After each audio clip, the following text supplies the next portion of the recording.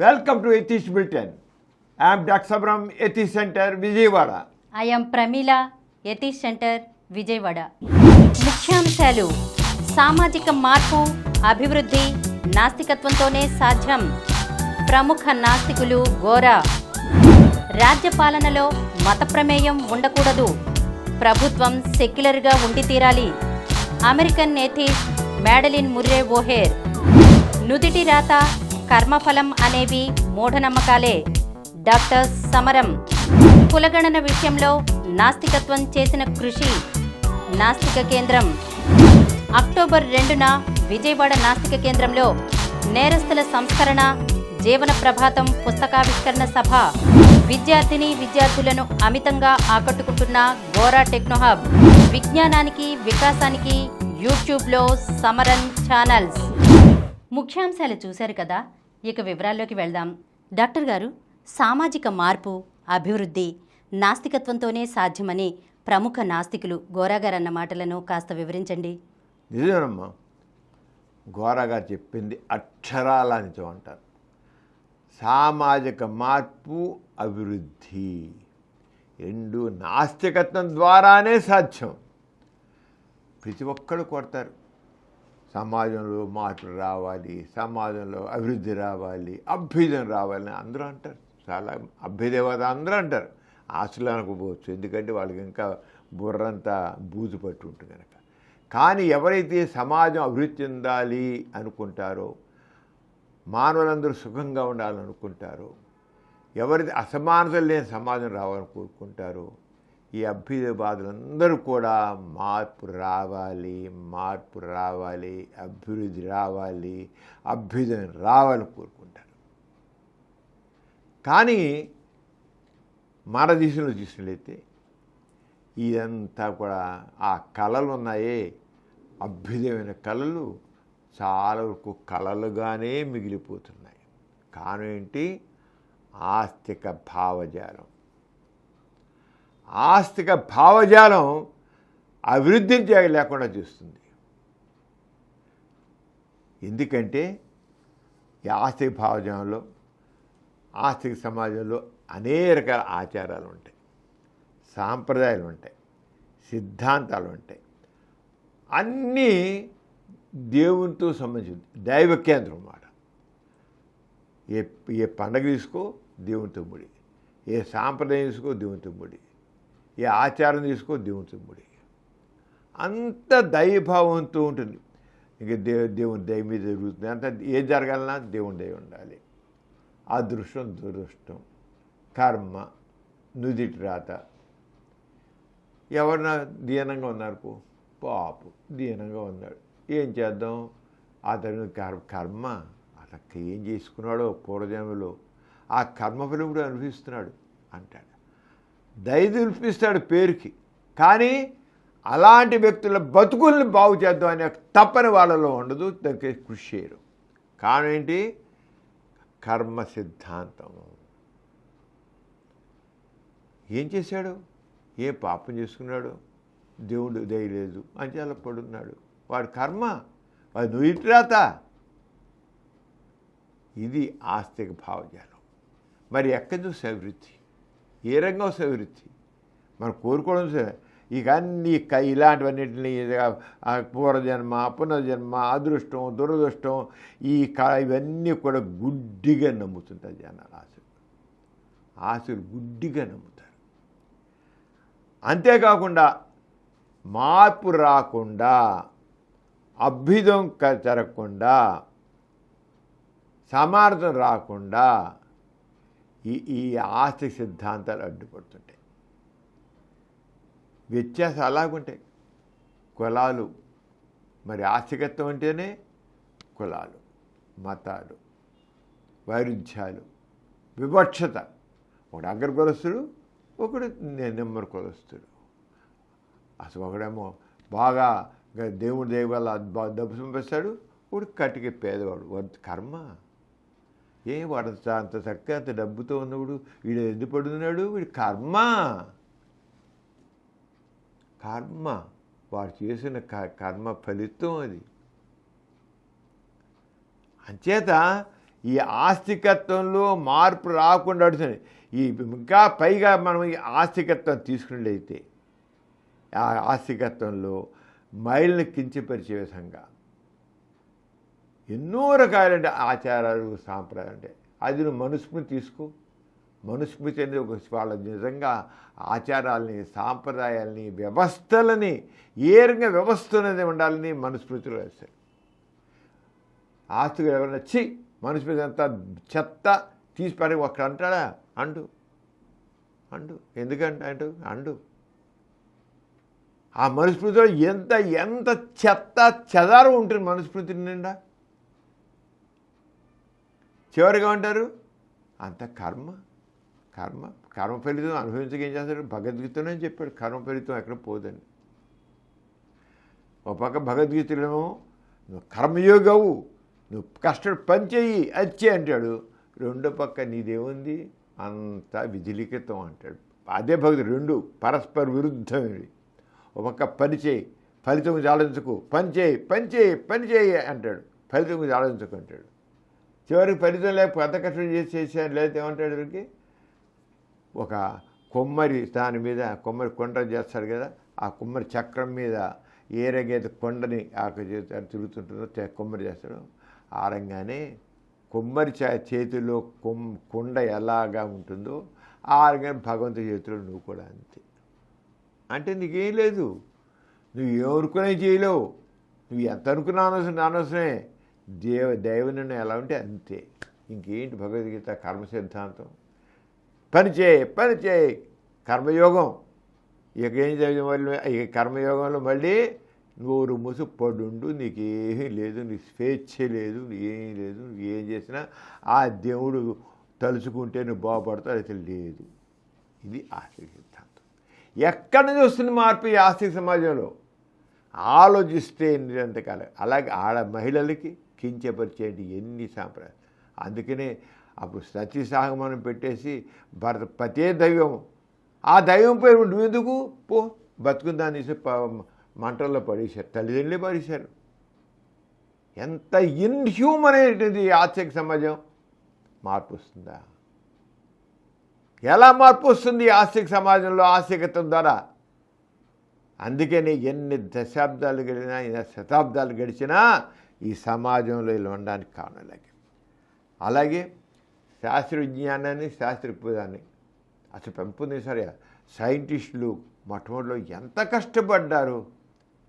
ఏ చేసినా తప్పు అని చెప్పేది కాదు, అంత తప్పు అని చెప్పారు. ఇప్పుడు మరవే అనిపిస్తున్నారు. అంత సైంటిస్టులు ఎన్ని బాధలు పెట్టారు. ఈ మతం, ఈ దైవ విశ్వాసం, ఈ ఆస్తికత్వం సైంటిస్టులని పెట్టని బాధలు. ఈరోజు వ్యాధి వస్తే చక్క మందు చేసుకుంటున్నాం, హాయిగా ఉంటున్నాం. ఒకనప్పుడు శరీర శాస్త్రం చదువుకోవాలని ఒక డెడ్ బాడీని పరీక్ష చేయాలంటే ముట్టుకోవడానికి లేదు. అలాంటప్పుడు శాస్త్రీయ దృక్పథం ఉన్న మనుషులు శవాల్ని శ్మశానంలో అర్ధరాత్రి తవ్వుకుంటూ వచ్చి చీకటిలో ఒక చిన్న దీపం పెట్టుకుని ఒక గుడిసెల్లో ఆ శవాల్ని డిసెక్ట్ చేసి హ్యూమన్ బాడీ ఇలా ఉంటుందా, ఇది ఎలా ఉంటుందా అనేది తెలుసుకున్నారు. ఎంత కష్టపడ్డారో ఆలోచించుకో. దాని తర్వాత వైద్య విజ్ఞానం పెరిగింది. వైద్య విజ్ఞానం తేలిగ్గా రాలేదు. ఎంతోమంది సైంటిస్టుల పడ్డ బాధల మేరకు తర్వాత ఈరోజు మనం అనుభవిస్తున్నాం. కానీ మతం అడ్డుపడింది. అడుగడుగున సైన్స్ పురోగతికి మతం అడ్డుపడింది, ఇప్పటికి అడ్డుపడుతుంది. అలాగే ఈ కులాలు, మతాలు ఇంతే. ఒక ఎక్కువ కులాల మధ్య వ్యత్యాసాలే కాదు, కులాల కుమ్ములాటలు, మత యుద్ధాలు, చంపుకోవడాలు. మానవత్వం ఎక్కుంటుంది, అభివృద్ధి ఎక్కుంటుంది. ఆస్తికత్వం ద్వారా సమాజంలో మార్పు రావడం అనేది అసంభవము. ఏదైనా మార్పు వచ్చిందంటే నాస్తిక చైతన్యం వచ్చిన కానీ ఆస్తికత్వం కాదు. అంచేత నాస్తికత్వం అంటే ఆస్తికత్వం తెలుసుకున్నాం, దైవ కేంద్రం, దేవుడి దయ, దైవ నిర్ణయం, అంతా దైవ నిర్ణయమే. నువ్వు నిమిత్త మాత్రుడివి. ఆస్తికత్వం ప్రకారం నిమిత్తము, ప్రతీది దైవ నిర్ణయము. ఈ సమాజంలో ఈ అసమానతలు అంటే దైవ నిర్ణయము. ఇంతమంది ధనికులు ఉన్నారు, పేదవాళ్ళు ఉన్నారంటే దైవ నిర్ణయము. కర్మ దురదృష్టం, దైవ నిర్ణయం దేవుని నిర్ణయించాడుగా. కర్మ సిద్ధాంతాలు, స్వర్గం నరకం, ఎన్ని లేనివన్నీ సృష్టించి మనుషుని సమాజంలో ఈ తరతరాలుగా యుగాలుగా ఎన్ని అసమానతలు పెంచి పోషించి మనుషుల మధ్య ఆ వైషమ్యాల్ని వివక్షతని పెంచుకుంటూ వచ్చాడు ఆస్తిక సమాజం.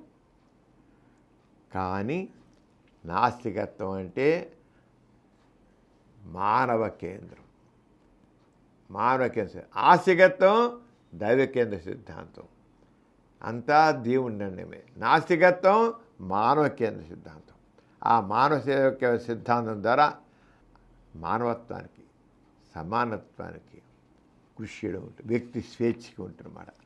అంచేత నాస్తికత్వం ఏం చేస్తుంటే మార్పు రావాలంటే ఫస్ట్ నాస్తికత్వం ఏం చేస్తుందంటే నాస్తికత్వం ఊహతో, అబద్ధంతో కూడిన ఊహలతో ఉన్నటువంటి దేవుణ్ణి కొట్టి పక్కన పారేస్తుంది. సరే నిర్ధారణకు నిలవాలి, సత్య నిర్ధారణకు నిలబడాలి. అదే సత్యం. దేవుడు సత్యం కాదు, దేవుడు ఊహ, కల్పన, అబద్ధం. దేవుడు అనేది అబద్ధమే కాదు, ఊహ, కల్పన. అంచేత దైవ ప్రకారంగా ఏమదు, అంచేత దైవభావన పూర్తిగా నిరాకరిస్తున్న ఆస్తికత్వం. ఇక దైవకే సందర్భమైన ఆస్తికత పూర్తిగా తీసిపడేసి మానవకే మనిషి చేసిన కృషే, ఆ కృషితోనే మనిషి ఏదైనా సాధిస్తాడు. ఇక దేవుడు, దైవ నిర్ణయం, దేవుడి దయ అనేది లేదు. నువ్వు చేయి, కృషి చేయి, ప్రయత్నం చేయి, సాధిస్తావు. ఎక్కడ ఫెయిల్యూర్ వచ్చింది? నీ ప్లాన్లో ఫాల్టు, నీ ప్రయత్నంలో ఫాల్టు, నువ్వు నలుగురు సహకారం సరిగ్గా ఇంకా పుచ్చుకోకపోవడం వల్ల నీ ప్రయత్నం సఫలం కదా. నేను చెప్పి చక్కగా ప్లాన్ చేయి, చక్కగా ప్రయత్నం చేయి, నలుగురు సహకారం తీసుకో, సాధించుతావు. ఏదైనా పని సమకూడాలంటే సాధన కావాలి, మానవ ప్రయత్నమే. దైవ లేదు, దేవుడు లేడు, దేవుడి సహాయం లేదు, అది ఒట్టిది. అదే సమాజంలో మార్పు వచ్చేది మానవ కృషి వల్లనే, దేవుని దయవల్ల కాదు. అంచేత ఆ దేవుణ్ణి నమ్ముకోబట్టే సమాజంలో ఇంతకాలం నుంచి అసమానతలు, కలహాలు ఉన్నాయి, అభ్యుదయం లేకుండా అయిపోయింది. అంచేత సమాజంలో మార్పు రావాలంటే, అభివృద్ధి కావాలంటే దైవభావాన్ని కొట్టేయాలి, నాస్తిక భావజాలం రావాలి. మనిషే చేసేది, మనిషి, దేవుడు కాదు, దైవ సంకల్పం కాదు, దేవుని దయ కాదు, దేవుని నిర్ణయం కాదు, దైవ నిర్ణయం కాదు, మనిషి నిర్ణయమే. అంచేత నాస్తికత్వం ద్వారా equality, rationality, humanity and scientific knowledge and scientific spirit, దాని సైంటిఫిక్ స్పిరిట్ అంటాం. ఇవి మార్పుకు దోహదం చేస్తాయి. నాస్తికత్వం ఏం చేస్తుంది? ఈక్వాలిటీ, సమానత్వం. ఇంకేం చేస్తే రేషనల్ అంటే ఏదైనా సరే పరిశీలించడం, పరీక్షించడం, పరిశోధించడం. అది అది వచ్చిన సత్యం మీద నాస్తికత ఆధారపడి, ఊహల మీద కాదు, దేవుడు దైవభావంలా కాదు. ఏదైనా పరిశీలించు, పరిశోధించు, పరీక్షించు, దాంట్లో నిగ్గు తెలుసు, సత్యాన్ని రాబట్టు. అది నాస్తికత చేస్తుంది. అంచేత సమానత్వం కావాలి, సమాజంలో సమానత్వం కావాలి. మొదటి తర్వాత రేషనాలిటీ, హ్యుమానిటీ, మానవత్వం.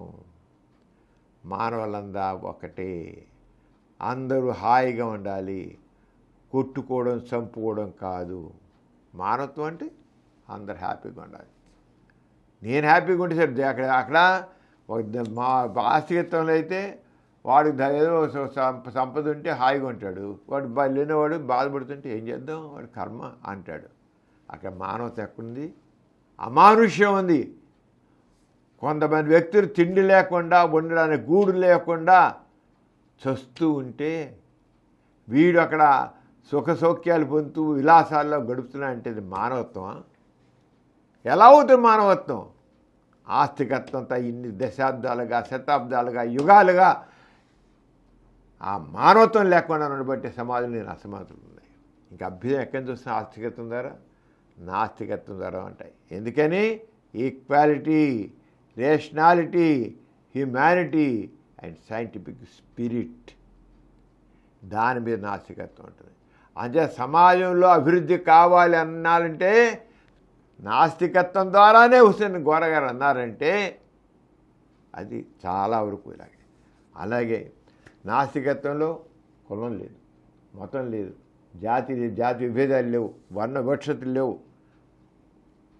సమసమాజం ఏమీ లేని సమసమాజం కావాలంటే, సమసమాజం రావాలంటే కులంతో కులం లేదు, మతం లేదు, జాతి లేదు, వర్ణ విభేదాలు లేవు. ఇంక సమానత రాకేమవుతుంది?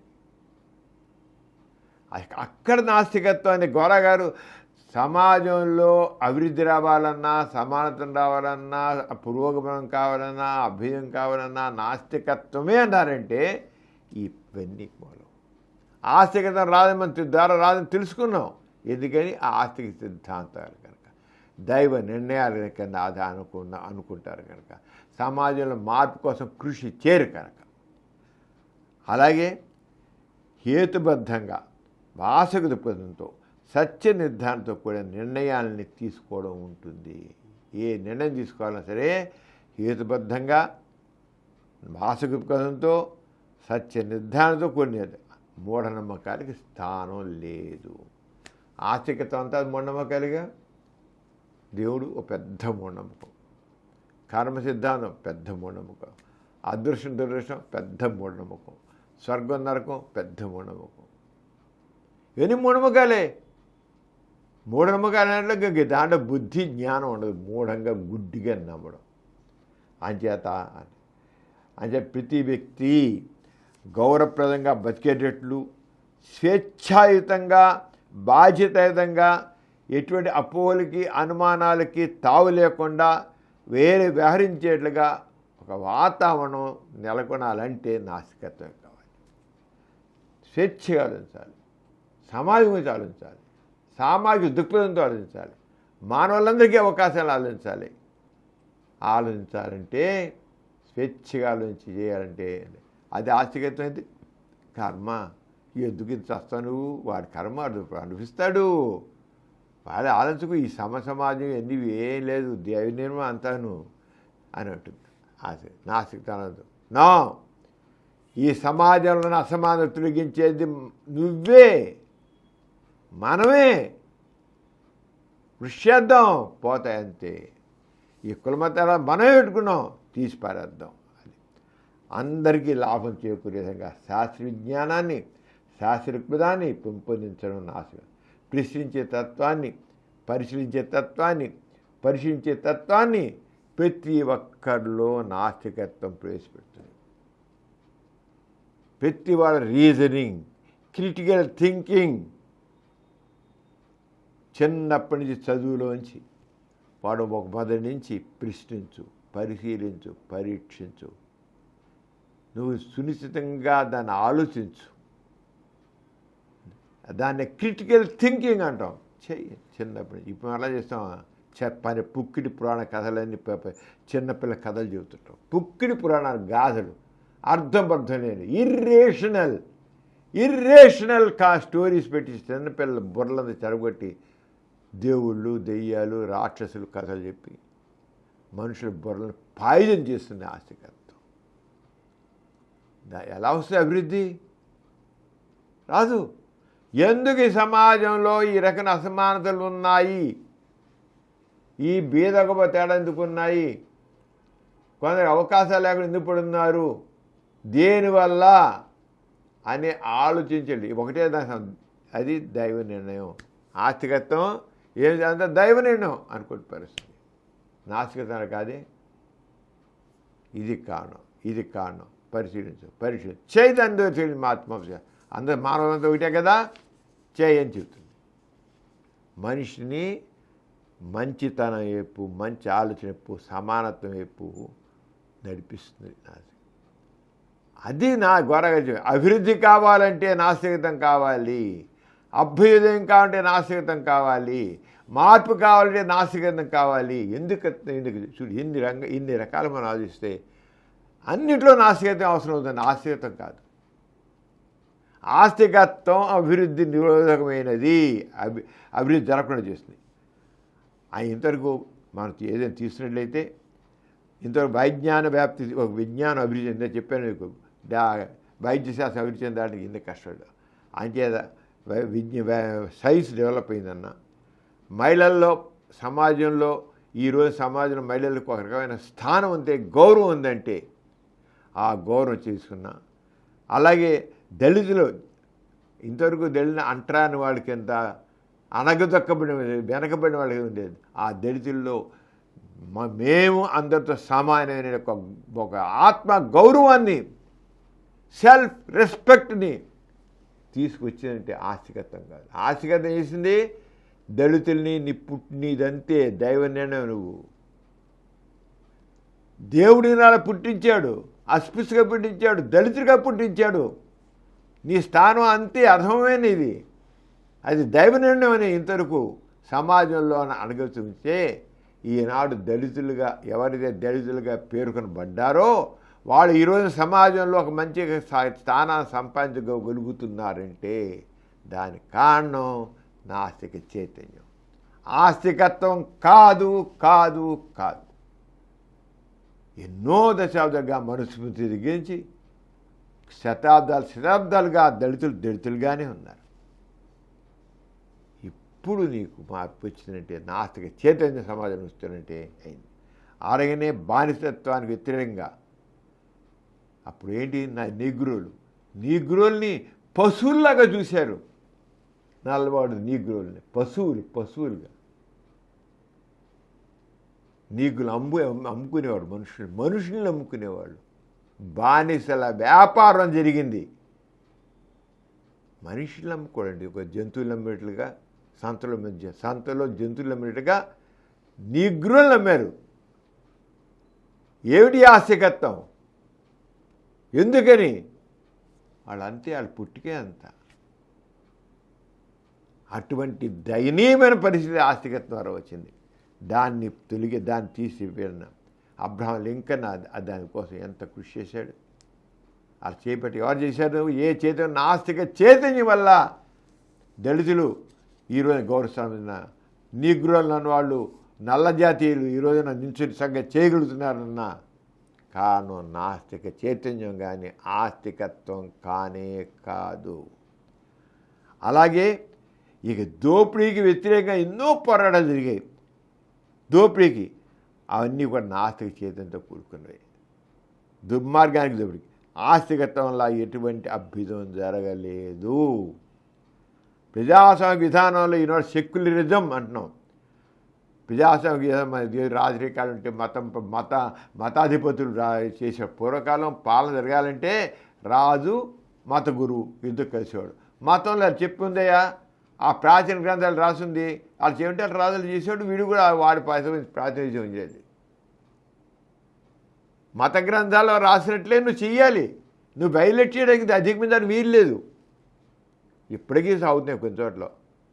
పలానా గ్రంథం ప్రకారం నువ్వు దాన్ని దాటానికి వీలేదని చెప్పి ఇప్పటికీ కొన్ని మతపరమైన దేశాల్లో ఇప్పటికీ ఆ మత ఆధిపత్యం కొనసాగుతోంది.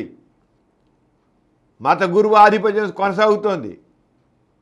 ప్రజాస్వామ్య దేశంలో సెక్యులరిజం వచ్చి రాజ్య పాలన వేరు, మతం వేరు. దాన్నే మరి వీళ్ళు అక్కడ చర్చ్ అండ్ గవర్నమెంట్ డిఫరెంట్ తీసుకొచ్చారు. ప్రభుత్వంతో చర్చ మతం సంబంధం ఉండకూడదు. సెక్యులరిజం అంటే మత ప్రమేయం లేనటువంటి పాలన. అది ఎక్కడి నుంచి వచ్చింది? నాస్తిక చైతన్యంతో వచ్చింది. కానీ ఆస్తికత్వం ప్రకారంగా మత గ్రంథాల ప్రకారంగా పాలన జరిగేట్లయితే ఇది సాధ్యమయ్యేది కాదు. అంచేత అలాగే విద్యావిధానంలో కూడా చాలా మార్పులు వస్తున్నాయి. అవన్నీ ఎందుకు తెలుస్తున్నాయి? నాస్తిక చైతన్యం వస్తుంది. లేకపోయినా పుక్కిడి పురాణ గారి పుస్తకాల నిండా అప్పుడు పుక్కిడి పురాణ గారి నుండి పిల్లల బ్రెయిన్లను కూడా పాయిజన్ చేయబట్టి ఉండే విషపూరితం ఇప్పటికీ చేస్తున్నారు. ఇప్పటికీ విషపూరితం చేస్తున్నది. ఆ రంగా జరిగే మతపరమైన భావజాలం ఉన్నవాళ్ళు ఇప్పటికీ ఈ విధంగా మనం వీళ్ళని విషపూరితం చేద్దామని ప్రయత్నం చేస్తారు. ఇప్పటికీ చేస్తున్నారు. మన ఆచారం మన సాంప్రదాయం మన మత ఆచారాలు మన పద్ధతులు ఉంటూ ఎప్పటికీ పట్టుకుని వేలాడేంటి ఒక అనాది కాల మనుషులు ఇప్పటికీ ఉన్నారు. ప్రాచీన కాల మనుషులు ఇప్పటికీ ఉన్నారు. మన ప్రాచీన సంస్కృతి చాలా గొప్పది. ఏం సంస్కృతి? మనిషిగా చూడడం చేత కానీ మా ప్రాచీన సంస్కృతి. మా ప్రాచీన సంస్కృతి గ్రేట్. ఏం గ్రేట్? మనుషుల్ని అడగొట్టేసి మనుషులు స్వేచ్ఛలోకం చేసి మనుషుల కర్మ సిద్ధాన్ని పెట్టి మనుషుల్లో ఏ రకమైన ఇది లేకుండా చేసి అదే ఏంటి ప్రాచీన సంస్కృతి? అంచేత చట్టాల ద్వారా సమన్యాయం మనగొడుతుందంటే అది కేవలం మన చట్టాలు అందరికీ ఆల్ ఆర్ ఈక్వల్ బిఫోర్ లా.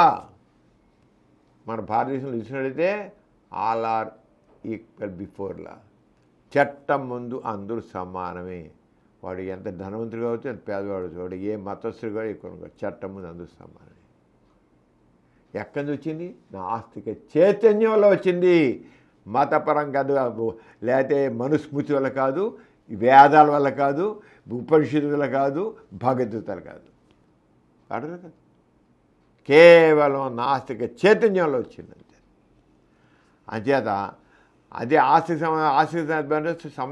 సమన్యాయం ఉండదు. ఇక్కడ సెక్యులరిజంలో all are equal before law. అది నాస్తిక చైతన్యం. ఆస్తికతం అయితే కర్మ సిద్ధాంతం. సమన్యాయం ఎక్కడ ఉంటుంది? అందరికి సమాన న్యాయం ఎక్కడ ఉంటుంది?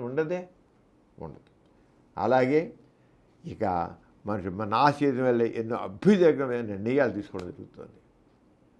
నాస్తిక చైతన్యం వల్లే అభివృద్ధి అని చెప్పడానికి ఎన్నో నిర్ణయాలు మనం చూసాం ప్రజాస్వామిక వ్యవస్థలో. మతపర వ్యవస్థలో మాత్రం కాదు. మత వ్యవస్థలు ఇప్పటికీ ఇంకా కొన్ని దేశాలు ఉన్నాయి తెలుసు వారి అందరికీ.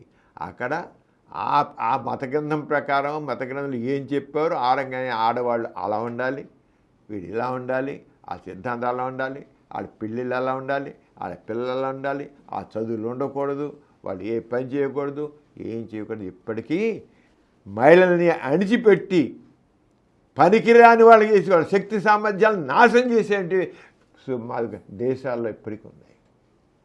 మహిళా చైతన్యం రాకుండా చేస్తున్నాం. మహిళా చైతన్యం లేదు. సమాజంలో సగం మంది మహిళలు.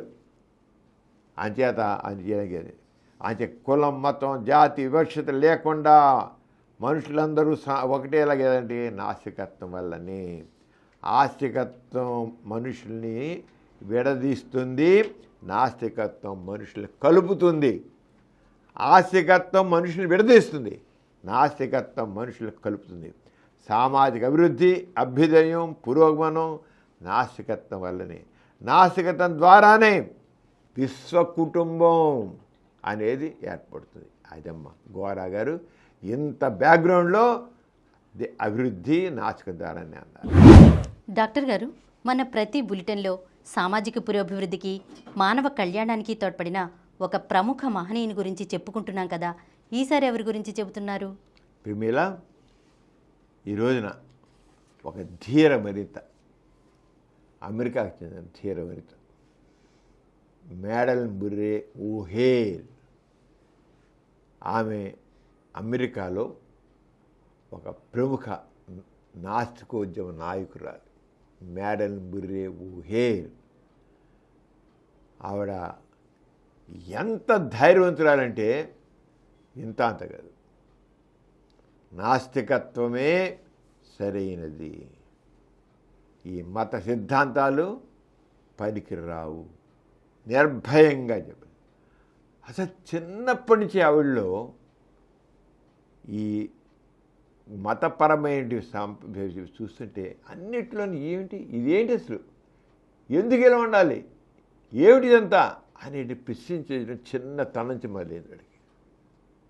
ఎవరైనా సరే ఒక అన్యాయాన్ని చూసి ఏమిటి అన్యాయం, ఎందుకు ఇలా ఉండాలి, మానవంతా ఒకటే కదా అనే ఫీలింగ్ ఉంటే తప్పకుండా వాళ్ళు ఒక ఆలోచన రేకెత్తుతుంది. ఒకసారి ఒక ఆలోచన అలాంటి ఆలోచన జరిగితే ఆ నిప్పు రవ్వ పెద్ద మంట చేస్తుంది. ఆరగానే మేడల్ మరియు ఓహేర్ ఆమె అమెరికాలో పెన్సిల్వేనియాలో 1919లో పుట్టారమ్మా. 1919లో అమెరికాలో జన్మించారు.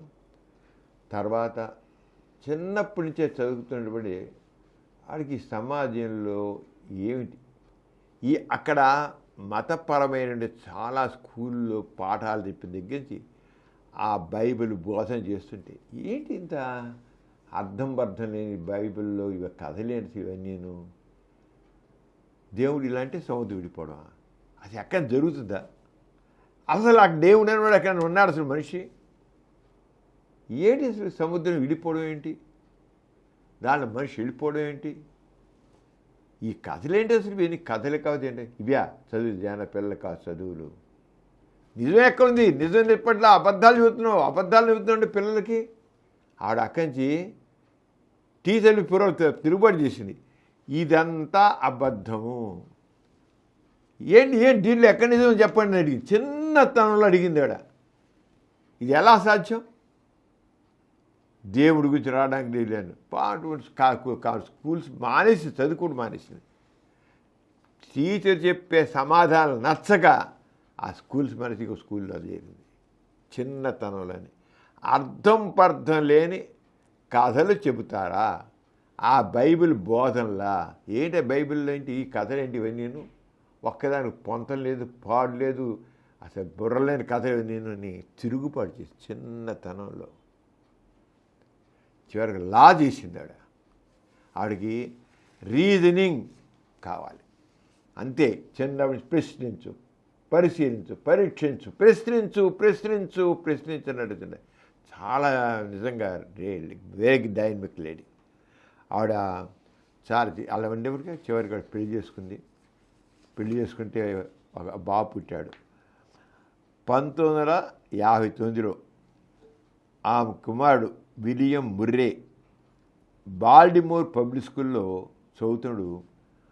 ఆ స్కూల్ ఏంటంటే ప్రతిరోజు బైబిల్ పఠనం, అలాగే ప్రార్థన చేయాలి తప్పనిసరి. ఎవరికి ఈ కుమార్ 1959లో జాయిన్ అయ్యాడు. అవి విలియం ముర్రే అతని పేరు. బాల్డిమోర్ పబ్లిక్ స్కూల్లో పాఠాలు చెప్పేది ఇది బైబిలా. ఈ చిన్నప్పుడు తానే తిరుగుబాటు చేసింది. మళ్ళీ ఇక్కడ తన కొడుకు దగ్గర మళ్ళీ అలాగే వచ్చింది. కొడుకు దగ్గర వచ్చేసి అందులో పైగా ప్రార్థన చేయాలి, దేవుని ప్రార్థన. దేవుడు ఏంటి, ప్రార్థన ఏంటి మొదలైంది. అంతది ఊరుకుందా, ఇక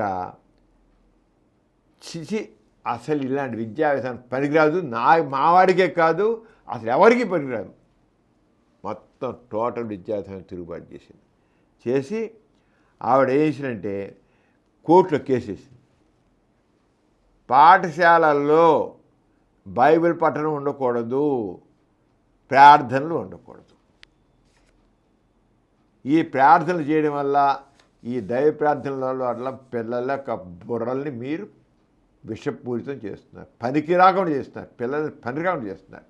ఇవి ఎందుకు పనికిరావని కేసేసి కోర్టు. ఈ కేసు చివరికి ఎంత పాపులర్ అంటే ముర్రే వర్సెస్ కల్లెట్ అనేది ఒక అమెరికా సుప్రీంకోర్టుకు చేరింది. ఆ కేసు ముల్లెట్ కల్లెట్ ఉంది, ఇద్దరు ప్రతివాది. అది అమెరికా సుప్రీంకోర్టుకి వెళ్ళినాడు. స్కూల్స్లో బైబిల్ పఠనం ఉండకూడదు, ప్రార్థనలు ఉండకూడదు. కేసేసి ప్రభుత్వం మీద వండానికి వెళ్ళలేదు. ఈ పాఠాలు చెప్పి ఇలాంటివి ఉండడానికి లేదు. 1963లో ఇది 52 కిందగా 1963లో కోర్టు తీర్పుతో పబ్లిక్ స్కూళ్ళల్లో బైబిల్ పఠనం ప్రార్థనలు రాజ్యాంగ విరుద్ధం ప్రకటించి సుప్రీంకోర్టు. ఎప్పుడు మళ్ళీ 1959లో 40 చేరినప్పుడు వేసింది 1963లోనే. 4 ఏళ్లలో సుప్రీంకోర్టులో ఇస్తే చివరి సుప్రీంకోర్టు ఆడి వాదనని అంగీకరించి పబ్లిక్ స్కూళ్ళల్లో అంటే గవర్నమెంట్ స్కూల్స్లో బైబిల్ పఠనం ప్రార్థనలు రాజ్యాంగ విరుద్ధం అని తీర్పిచ్చారు. ఆవిడ ఎంత లా చదివింది, తన క్లాస్ పైకి వెళ్ళింది, చేసింది. ఇప్పుడు మన ఇండియాలో అయినా సరే ఈ గవర్నమెంట్ సంబంధించిన పాఠశాలలో యాక్చువల్గా అయితే ఏ మతపరమైన ప్రార్థనలు చేయడం వీల్లేదు, పూజ చేయడం వీల్లేదు, చేయడం వీల్లేదు. ఇండియాలో కూడా మన సెక్యులర్ చేయడం వీల్లేదు. ఎవరైనా మతపరంగా ఏ రకంగా గవర్నమెంట్ సహాయం లేకుండా ఏదో ఒక మతం వాడు స్కూల్ పెట్టుకుంటే ఆ స్కూల్లో చెప్పుకోవచ్చు. కానీ పబ్లిక్ గవర్నమెంట్ సహాయంతో నడిచే ఏ స్కూల్లో కూడా గవర్నమెంట్ ఎయిడ్, గవర్నమెంట్ ద్వారా నువ్వు గ్రాంట్ పొందుతున్నా సరే చేయడానికి లేదు. ఇండియాలో కూడా ఉంది. అమెరికాలో ఆవిడ చేసింది, రాజ్యాంగ విరుద్ధం చేసింది. అది ఆమెకి జాతీయ ప్రఖ్యాతి, మొత్తం అమెరికా అంతా పేరు మాగిపోయింది, పేరు మారుమూడిపోయింది. వాడు మేడం ఓహేర్ ఇలా చేసింది. నిజంగా పెద్ద మార్పు కదా.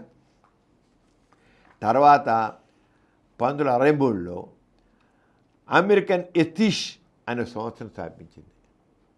ఎథిస్ట్ అనే అమెరికన్ ఎథిస్ట్, అమెరికా నాస్తికులు అనేటి ఒక సంస్థను స్థాపించింది.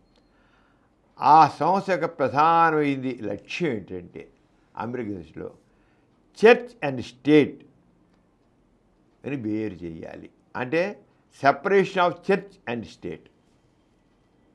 అక్కడ అమెరికాలో అప్పుడు ఆ రోజుల్లో 1963 అప్పుడు మన భారతదేశ స్వాతంత్రం వచ్చి మనం బాగానే ఉన్నాం. అమెరికాలో అప్పటికి కూడా చర్చి అంటే మతం, క్రిస్టియానిటీ అనేది అక్కడ పాలనలో ఆ క్రిస్టియానికి సంబంధించినటువంటి ఆ ఫాదర్లు వాళ్ళు అంటే వాళ్ళు బిషప్లు ఉంటారే, వాళ్ళు ప్రభుత్వాన్ని ఇప్పటికీ శాసిస్తూ కొన్ని స్టేట్స్లో. యునైటెడ్ స్టేట్స్ ఆఫ్ అమెరికాలో ఇప్పటికీ కొన్ని చోట్ల ఆ బిషప్స్ వాళ్ళు ప్రభుత్వంలో బైబిల్ ప్రకారం నువ్వు ఈ రకంగా చేయడం లేదు, దారంగా చేయడం లేదంటే ఇప్పటికీ శాసించారు. ఆవిడ separation of church and state. బిషప్లు స్టేట్ చర్చికి సంబంధించిన వాళ్ళు కదా. అంటే చర్చి అంటే మతము, చర్చ్ అనేది మతం అన్నమాట. మతము, రాజ్యపాలన, ఈ రెండుని వేరు చేయాలి. మత ప్రమేయం లేకుండా ఉండాలి. ప్రభుత్వ వ్యవహారాల్లో మత ప్రమేయం ఉండకూడదు. ఈ గిషప్పులు పనికిరారు, వాళ్ళు కల్పించుకోకూడదు. ప్రభుత్వం కూడా వాళ్ళ సలహా తీసుకోకూడదు. ప్రభుత్వం వాళ్ళ సలహా తీసుకోకూడదు. నువ్వు ప్రజల కోసం ఏం చేస్తావు వచ్చి, ప్రజల సంక్షేమం కోసం ఏం చేస్తాయి, ప్రజల కోసం పాలన. ఇది చర్చి మతం ఏంటి, నీకు మతం ఏంటి, మతం ప్రకారం చేయడం ఏంటి, నువ్వు ప్రజల సంక్షేమం కోసం ఏం చేయాలి చేయి. కానీ మత గ్రంథాలు రాసుని చెప్పి మతం అనేది ఈ బిషప్ చెప్పాడని ఇంకోటి చెప్పాడని నువ్వు చేయడం కాదు. అంచేత అమెరికన్ ఎథిస్ట్ అసోసియేషన్ యొక్క మెయిన్ గోల్ అంటే 1963 వరకు కూడాను చర్చిలు బిషప్స్ చెప్పాడు, మతాధిపతులు చెప్పారంగా పాలన జరిగేది. నో సెపరేట్, వీళ్ళ ప్రమేయం ఉండడానికి వీలు లేదని పోరాటం చేసింది. ఇది ప్రమేయం ఉండడానికి ఎంత స్ట్రాంగ్ చూడు. అంచేత చివరికి ఏం చేసి నాస్తికుల హక్కు, నాస్తికులు ఏమైనా సరే పోరాడ హక్కు అని పాప ఎవరిని గట్టిగా మాట వాళ్ళని శిక్షించేవాళ్ళు. నో, నాస్తికులకి న్యాయం చెప్పేంటి హక్కు ఉంది. నోరు మూయించడం వీల్లేదు. స్వేచ్ఛగా భావప్రకటన స్వేచ్ఛ నాస్తికులు ఉంది.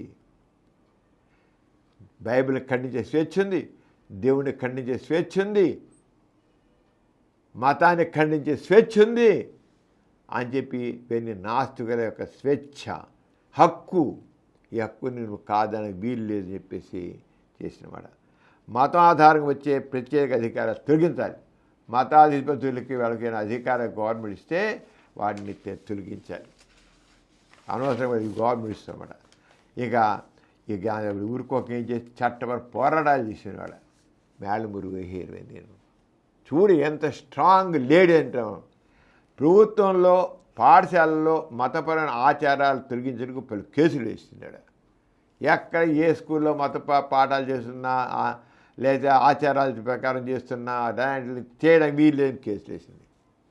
కేసులే ఇంకా చూపించేసాం. నాసా వ్యోమగాములు బైబిల్ పట్టణం చేయడానికి కూడా ఆమె తెలియదు. నాసా నుంచి మరి ఏమో పక్క చంద్రమండలానికి అక్కడికి సెటిలైట్లు పంపిస్తున్నారు, రాకెట్లు పంపిస్తున్నారు.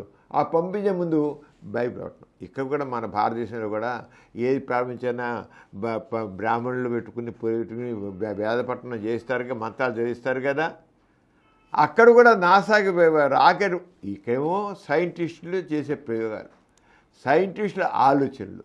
కానీ ఆ సైంటిస్టులు చేసే ప్రయోగాల ముందు అక్కడ ఏం జరుగుతుంది? బైబిల్ పట్టణం. ఎవరు చేస్తారు? వ్యోమగాములు చేస్తారు. ఆ చేసే దగ్గర సైన్స్ ప్రకారం జరుగుతుంది, బైబిల్ ప్రకారం జరగట్లా. కానీ అక్కడ కూడా ఓ దేవా మమ్మల్ని చేసే ప్రయోగం అభివృద్ధి చేయించు అని అంటే నాసా అనేది ఇక్కడ అంతరిక్ష కేంద్రం. నాసాలో వ్యోమగాములు బైబిల్ పట్టణం చేయడానికి కూడా ఆమె తగ్గించారు. ఎక్కడ చూడు, ఎక్కడ జరగని ప్రభుత్వ పరంగా జరిగింది, ఎక్కడ జరగని వీల్లేదు. అలాగే ఇన్ గాడ్ వీ ట్రస్ట్ ఆ నినాదాన్ని నాణ్యాల మీద నోట్ల మీద తొలగించాలని కోర్టు పోరాటం చేశారు. అక్కడ డాలర్ మీద కానీ లేకపోతే నాణ్యాల మీద కానీ ఒక వర్డ్ ఉంటుంది, ఇన్ గాడ్ వీ ట్రస్ట్ అని. దేవుళ్ళు నమ్ముకున్న వాళ్ళు ఆ నాణ్యం ఇప్పిస్తారు, ఆ డాలర్ ఇప్పిస్తారు. నమ్మకం లేనివాడు కూడా ఇన్ గాడ్ వీ ట్రస్ట్ అని మనం ఎందుకు ఒప్పుకోవాలని? ఇన్ గాడ్, దేవుళ్ళో మేము నమ్ముతాము. వాళ్ళ డాలర్ నోటు మీద, వాళ్ళ నాణ్యాల మీద ఇన్ గాడ్ వీ ట్రస్ట్ అని ఉంటుంది. అది తొలగించాలి. ఇన్ని రకాల కోర్టులో కేసులు. ఆ లాయర్ ఎవడికల్లా ఆ లా చదివిందాన్ని ఇంకా మనకి ఉన్నారు లాయర్లు. ఈ పోరాటాలు ఎవరు ఎలా చేసింది? లా ప్రకారంగా తప్పు కొట్టింది. లా చదువుకున్న చదువుని అర్థం పర్థలేని మతపరమైన కార్యకలాపాలని వ్యతిరేకించారు తప్పు తన చదువు. ఇంకా ఆవిడ పుస్తకాలు రాసింది, చాలా ప్రసంగాలు చేసింది. అమెరికన్ ఎథిస్ట్ ప్రెస్ ద్వారా పలు పుస్తకాలు పెట్టింది ఆవిడ. అమెరికన్ ఎథిస్ట్ ప్రెస్ అని పెట్టి పలు పుస్తకాలు వేసినాయి. అలాగే రేడియో, అమెరికా రేడియో టీవీ ప్రజాసభల్లో ధైర్యంగా మతాన్ని విమర్శిస్తూ ప్రసంగాలు చేశారు. మతాన్ని ఏకిపారేసింది, అర్థం పర్థమైన మతాలు అని చెప్పేసి. 1964లో లైఫ్ మ్యాగజైన్ ఏం చేసినంటే మేళమురి ఓహేర్ చేసి ఆవిడ మేళమురి ఓహేర్ని అమెరికన్స్ మోస్ట్ హేటెడ్ ఉమెన్ అని ఒక టైటిల్ ఇచ్చింది.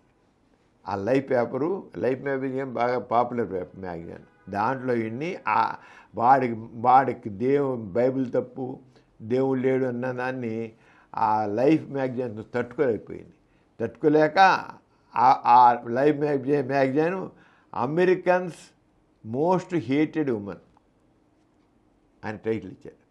అంటే అమెరికాలోని వ్యక్తులు బాగా అసహించుకునే లేడీ అని ఇస్తే, కానీ అదే సమయంలో ఆమెను అనేక నాస్తికులు, మానవతావాదులు డేరింగ్ ఉమెన్ అని వీళ్ళు టైటిల్ ఇచ్చారు.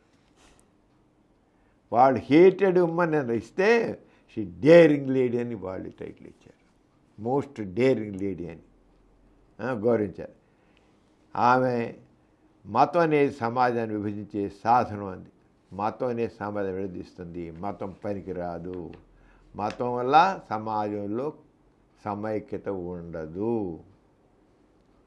సమాజానికి అవసరమైంది తర్కం, శాస్త్రం, మానవతా విలువలు అని గట్టిగా ప్రచారం చేస్తుంది. మనిషి ఇంకా లాజికల్ థింకింగ్ కావాలి, సైన్స్ కావాలి, హ్యుమానిటీ కావాలి అని గట్టిగా చెప్పింది. కుల, మత, లింగ ఆధారిత అసమానతలను ఆమె బహిరంగ వ్యతిరేకించి, ఒక కులం వల్ల కానీ, మతం వల్ల కానీ, లేకపోతే జాతి తెలియదా లింగాధారితంగా వాళ్ళు ఎక్కువ తక్కువ అనేది ఉండని మొత్తం బెదిరించి కొట్టిపారేసింది. ఆ రంగా ఆమె చాలా మొత్తం పోరాటం చేసింది.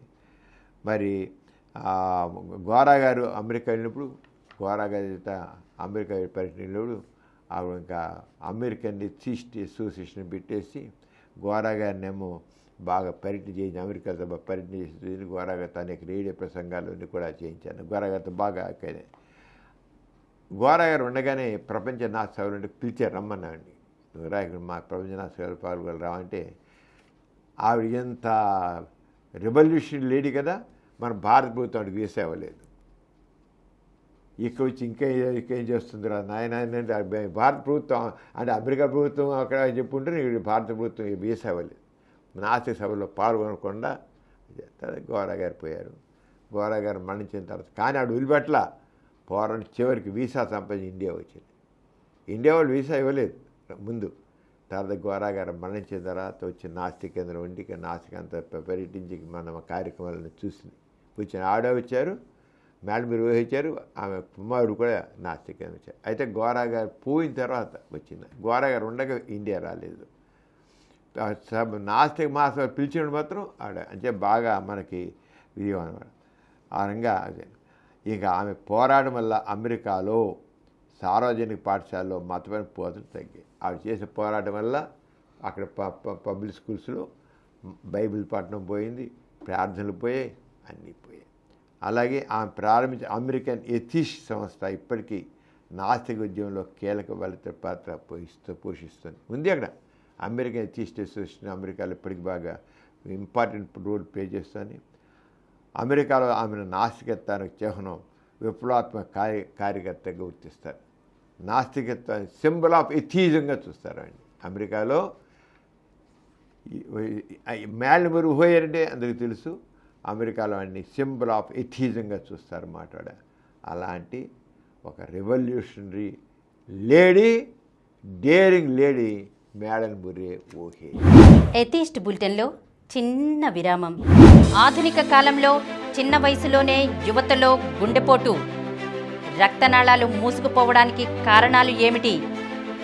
మూలకణ మార్పిడితో డయాబెటిస్కు చికిత్స, యాంటీబయాటిక్స్ అతిగా వాడడం వల్ల కలిగే అనర్థాలు ఏమిటి?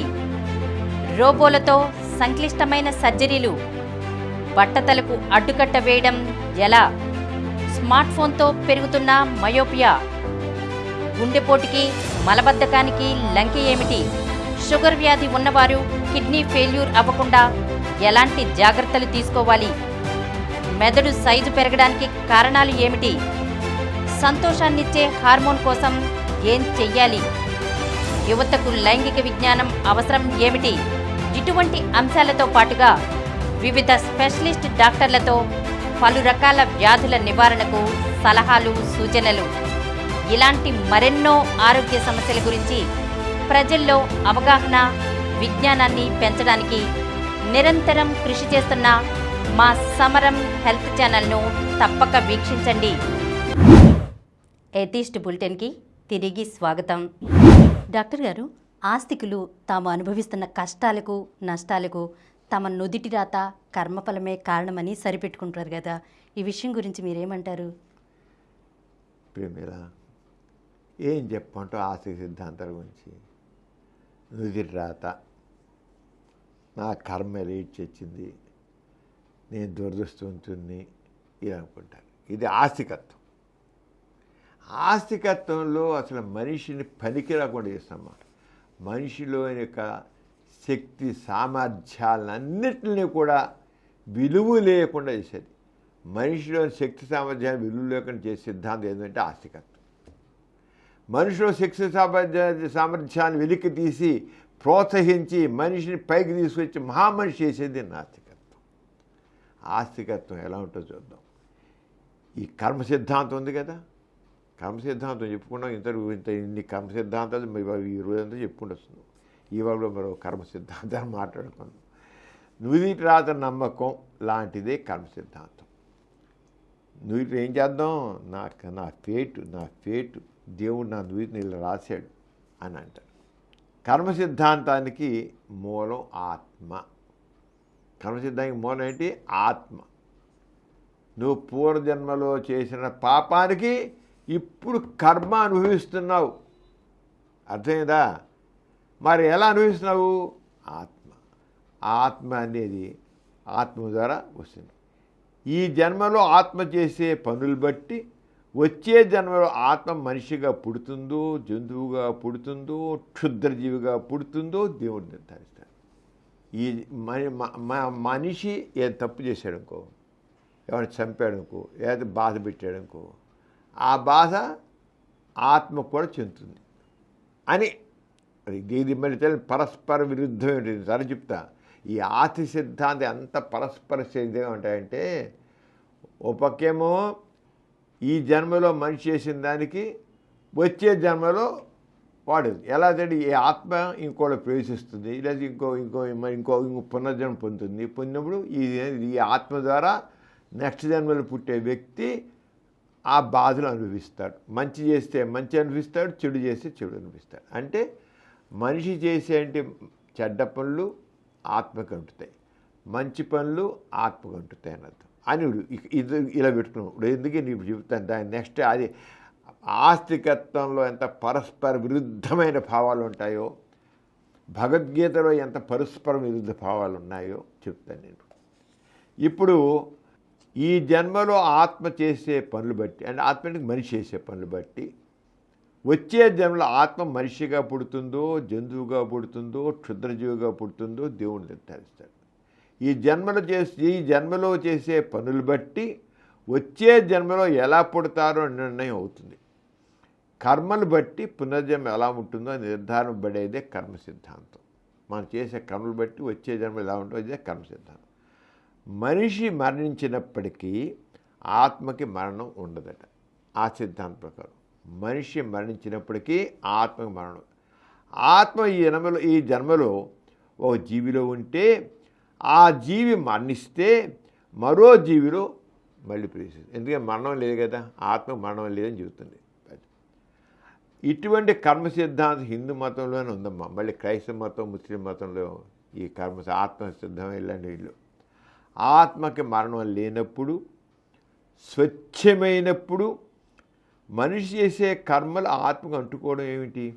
నువ్వు భగవద్గీత తీస్తే ఆత్మ అనేది దానికి ఏవి అంటవు. అది నీట ముంచిన మొరగదు, నిప్పులు వేసిన కాలదు. అలాగే చెప్తాడు భగవద్గీతలో. శ్రీకృష్ణ భగవానుడు ఉన్నాడు కదా, ఆయన ఆత్మని చెబుతాడు. దానికి ఏవి అంటాం. నిప్పులు దానికి మరణం లేదు, ఆత్మకు మరణం లేదు. ఆత్మ నిప్పులు వేసిన కాలదు, నీట ముంచిన మొనగదు. ఇలాంటిదిగా ఏది కంట ఏవి లేని అంత దానికి. మరి ఈ జన్మలో మనిషి చేసే చెడ్డ పనికి ఈ ఆత్మ ఇంకో దానికి ప్రవేశించి ఆత్మ మళ్ళీ ఈ మనిషి చేసిన రథ పనులన్నింటినీ ఆత్మ తీసుకెళ్ళి ఇంకో వ్యక్తిలో బాధపడడం జరుగుతుంది. ఏంటది అంటున్నప్పుడు ఎలాంటిది ఆత్మకి? మరి ఈ మనిషికి ఇది ఆత్మకి భగవద్గీత ప్రకారంగా ఆత్మకి ఏది అంటదు అని పరిస్థితి అన్నప్పుడు దానికి ఆత్మ మరణం లేదు, స్వచ్ఛమైనప్పుడు ఈ తప్పుడు పనులు ఆత్మకి ఎలా అంటుకున్నాయి? అది ఇప్పుడు మనిషి అన్నాడు వచ్చే జన్మలో వారు చేసిన పనులు కుక్కో, పందో, నక్కో ఎలా పుడతాడు? మరి ఆత్మ స్వచ్ఛమైంది, దానికి ఏం అంటవు. మరి ఎలా పంది అయింది, ఎలా కుక్క అయింది, ఎలా శుద్ధి అయింది? అంటే ఆస్తికత్వంలో ఎంత పరస్పర విరుద్ధమైన ఉంటాయో. అంటే గుడ్డిగా నమ్మడమే ఆస్తికత్వం, అసలు దేవుడు లేని దేవుడు నమ్మడమే కదా. మనిషి చేసే కర్మలు ఆత్మకు అంటుకోవడం, ఆపాదించబడడం ఎలా సంభవం? ఆత్మకు మరణం లేదని, నీట మునగదని,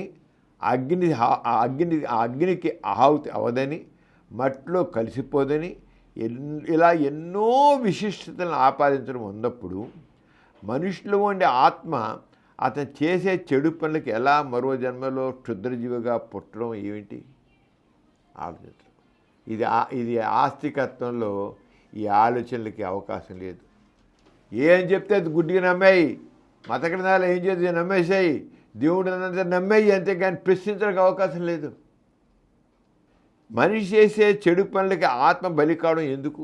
మరి సుధాదేవి దాని నిర్మలమైంది, స్వచ్ఛమైంది అన్నప్పుడు మనిషి చేసే చెడు పనులకి మరో జన్మలో దెబ్బలు తినే జంతువుగాను, పీక కోయబడే జంతువుగాను, కారు కింద నలిగిపోయి చీమగాను పుట్టేటట్లు దేవుడు నిర్దేశించినవాడు. ఇక కోర్టులు ఉరి శిక్షలు వేయడం ఎందుకు? మరి చేసే పనికి దేవుడే అక్కడ శిక్షిస్తాడు కదా.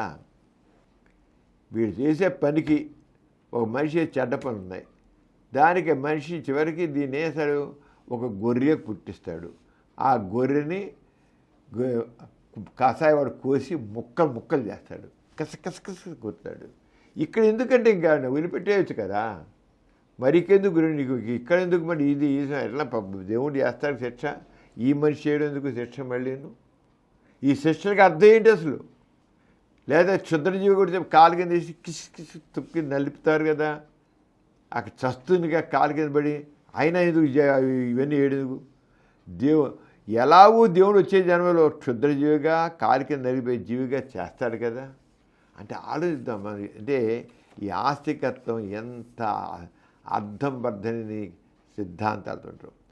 కర్మ సిద్ధాంతం ప్రకారం మంచి పనులు చేసేవాడు మరొక్కడో మంచి మనిషిగా పుడతాడు కదా. అటువంటి ఆ వ్యక్తి మరణం తర్వాత తద్దినాలు పెట్టడం ఎందుకు? పుడతాడు కదా, వీడు మంచి పని చేశాడు అన్నాం, వాడు స్వర్గానికి పోయాడు అంటారు. ఇంకా తద్దినాలు లేనికంట. అదిగాక కర్మ సిద్ధాంతాన్ని నుదిటిరాదని ఎవరూ తప్పించలేనప్పుడు దానికోసం కర్మకాండ చేయడం ఎందుకు? చేసిన కర్మ ప్రకారంగా ఈ సమయంలో వాడైనా చేస్తే ఎట్లా అనుభవిస్తాడు? మరి కర్మకాండ చేయడం వెళ్ళి ఎలా వాడు కర్మ పోతాడు కదా. ఎట్లా పోతాడు? దేవుడు ఒప్పుకోడు కదా. మరి వాడికి మళ్ళీ ఇక్కడ శాంతి చేయడం, శాంతి ఆ వ్యక్తి ఆత్మకి శాంతి కలుగుగా కారణం ఎందుకు? ఎలా ఆత్మకి శాంతి కలుగుతుంది? దేవుడు చెప్తాడు, నువ్వు నేను కాదు కదా. ఆత్మ శాంతి కలుగుగా కారణం ఎందుకు? ఎట్లా కర్మ సిద్ధాంతం ఇది. కర్మఫలం అనుభవించడం తప్పనిసరి అయినప్పుడు ఇక యజ్ఞాలు యాగాలు చేయడం ఎందుకు? తప్పదు అన్నారు. కర్మఫలం అనుభవించడం తప్పనిసరి అయినప్పుడు ఇక యజ్ఞాలు యాగాలు అసలు ఆలోచిస్తాం. ఇవన్నీ మనం చేసిన గుడ్డిగా ఆస్తికత్వం అంతా గుడ్డిగా ఫాలో అవడేనమ్మా ఈ కర్మ సిద్ధాంతం. అసలు ఆత్మ అనేది లేదు, ముందు తెలుసుకోవచ్చు. పరమాత్మ అనేవాడే లేనే లేడు. ఈ కర్మ సిద్ధాంతం ఒట్టి బూటకు. మనిషి మంచిగా ఉండటం సామాజిక సంబంధాల్లో అవసరం. మనకి ముఖ్యంగా మనిషి మంచిగా ఉండాలి, సామాజిక సంబంధాలు మంచిగా ఉండాలి. చెడుగా ప్రవర్తించే శిక్ష పడడం అవసరమే, నిజమే. చెడుగా శిక్ష పడాల్సిందే. నీతి అనేది సామాజిక అవసరం. అప్పుడే సమాజంలో అందరూ హాయిగా ఉంటారు. నుదిటి రాత కర్మ సిద్ధాంతం అనేవి విజ్ఞతతో ఆలోచిస్తే అర్థం లేదు. కర్మ సిద్ధాంతం పేరుతో సమాజంలో నీతి నెలకొల్పాలనుకోవడం అర్థం లేనిది. ఏ జీవికైనా మనిషికైనా ఒకటే జన్మ, అంతేగాని ఆ జీవులు అని ఆత్మ శాశ్వతం అనుకోవడం మూఢనమ్మకమే తప్ప మరొకటి కాదు. అంచేత ఈ కర్మ సిద్ధాంతాలు ఆత్మ ఇంకో ఆత్మకి వెళ్ళడం ఇవన్నీ మీనింగ్లెస్. ఈ ఆస్తికత్వంలో ఉండేటి ఈ కర్మ సిద్ధాంతం తప్పులు తడక, అర్థం లేనిది, అబద్ధాలతో కూడినది. దేశంలో జరుగుతున్న కులగణన విషయంలో నాస్తిక కేంద్రం అభిప్రాయం ఏంటి డాక్టర్ గారు? పిమిల మనం ఈ విషయం మీద ఇదివరకే చాలా చెప్పుకున్నాం. ఈ కులగణన అనే వచ్చాడు. అసలు ఈ కులాలన్నీ అసలు లేవు. మొత్తం సమాజంలో అందరికీ చక్కని అవకాశాలు ఉండాలి, అందరూ అభివృద్ధి చెందాలి, సమాజం మొత్తంగా అభివృద్ధి చెందాలి. ఆర్థికంగా ఎవరైతే వెనకబడి ఉన్నారో వాళ్ళకి ఆర్థికంగా ఎదుగుదలకి అవకాశం ఉంది. కులాల పేట కాదు. కులాల పేట నీకు ఎప్పుడైతే అవకాశం ఇస్తున్నారో, ఒక ట్రైబల్ వ్యక్తి ఉన్నాడు, ఆయన ఐఏఎస్ ఐపీఎస్ అయ్యాడు. ట్రైబల్ కేటగిరీలో ఐఏఎస్ అయ్యాడు. ఆయన కొడుకు వాడు కూడా ట్రైబల్ జాతి ఉంటాడు. అతనికి ఆ యొక్క దాంట్లో ఉండే కేటగిరీ ప్రకారం కూతురు అవుతుంది, మనవలు అవుతారు, అందరూ ఒక్కళ్ళే అవుతారు. వాళ్ళు మాత్రం అభివృద్ధి చెందుతారు. అలా కాదు, అందరికీ అవకాశాలు ఇవ్వాలి. ఆర్థికంగా అందరికీ అంటే కుల రీచ్ చేస్తే కొందరు వ్యక్తులే అభివృద్ధి సాధించగలుగుతుంది. సమాజంలో ఒక క్రీమీ లేరండి, ఒకళ్ళు వచ్చి వాళ్ళకి ఆపు, ఇంకా వాళ్ళంతా వాళ్ళు చూసుకోవాలి. ఒక ఉద్యోగం వచ్చింది, ఒక ఫ్యామిలీని ఉద్యోగం ఇచ్చావు, ఇంకా వాళ్ళకి అదే కుల రీచ్ ఇవ్వకు, వాడు వాళ్ళ ఫ్యామిలీలో తక్కిన వాళ్ళని పైకి తీసుకురావాలి. ఇంకా అతని బాధ్యత అది.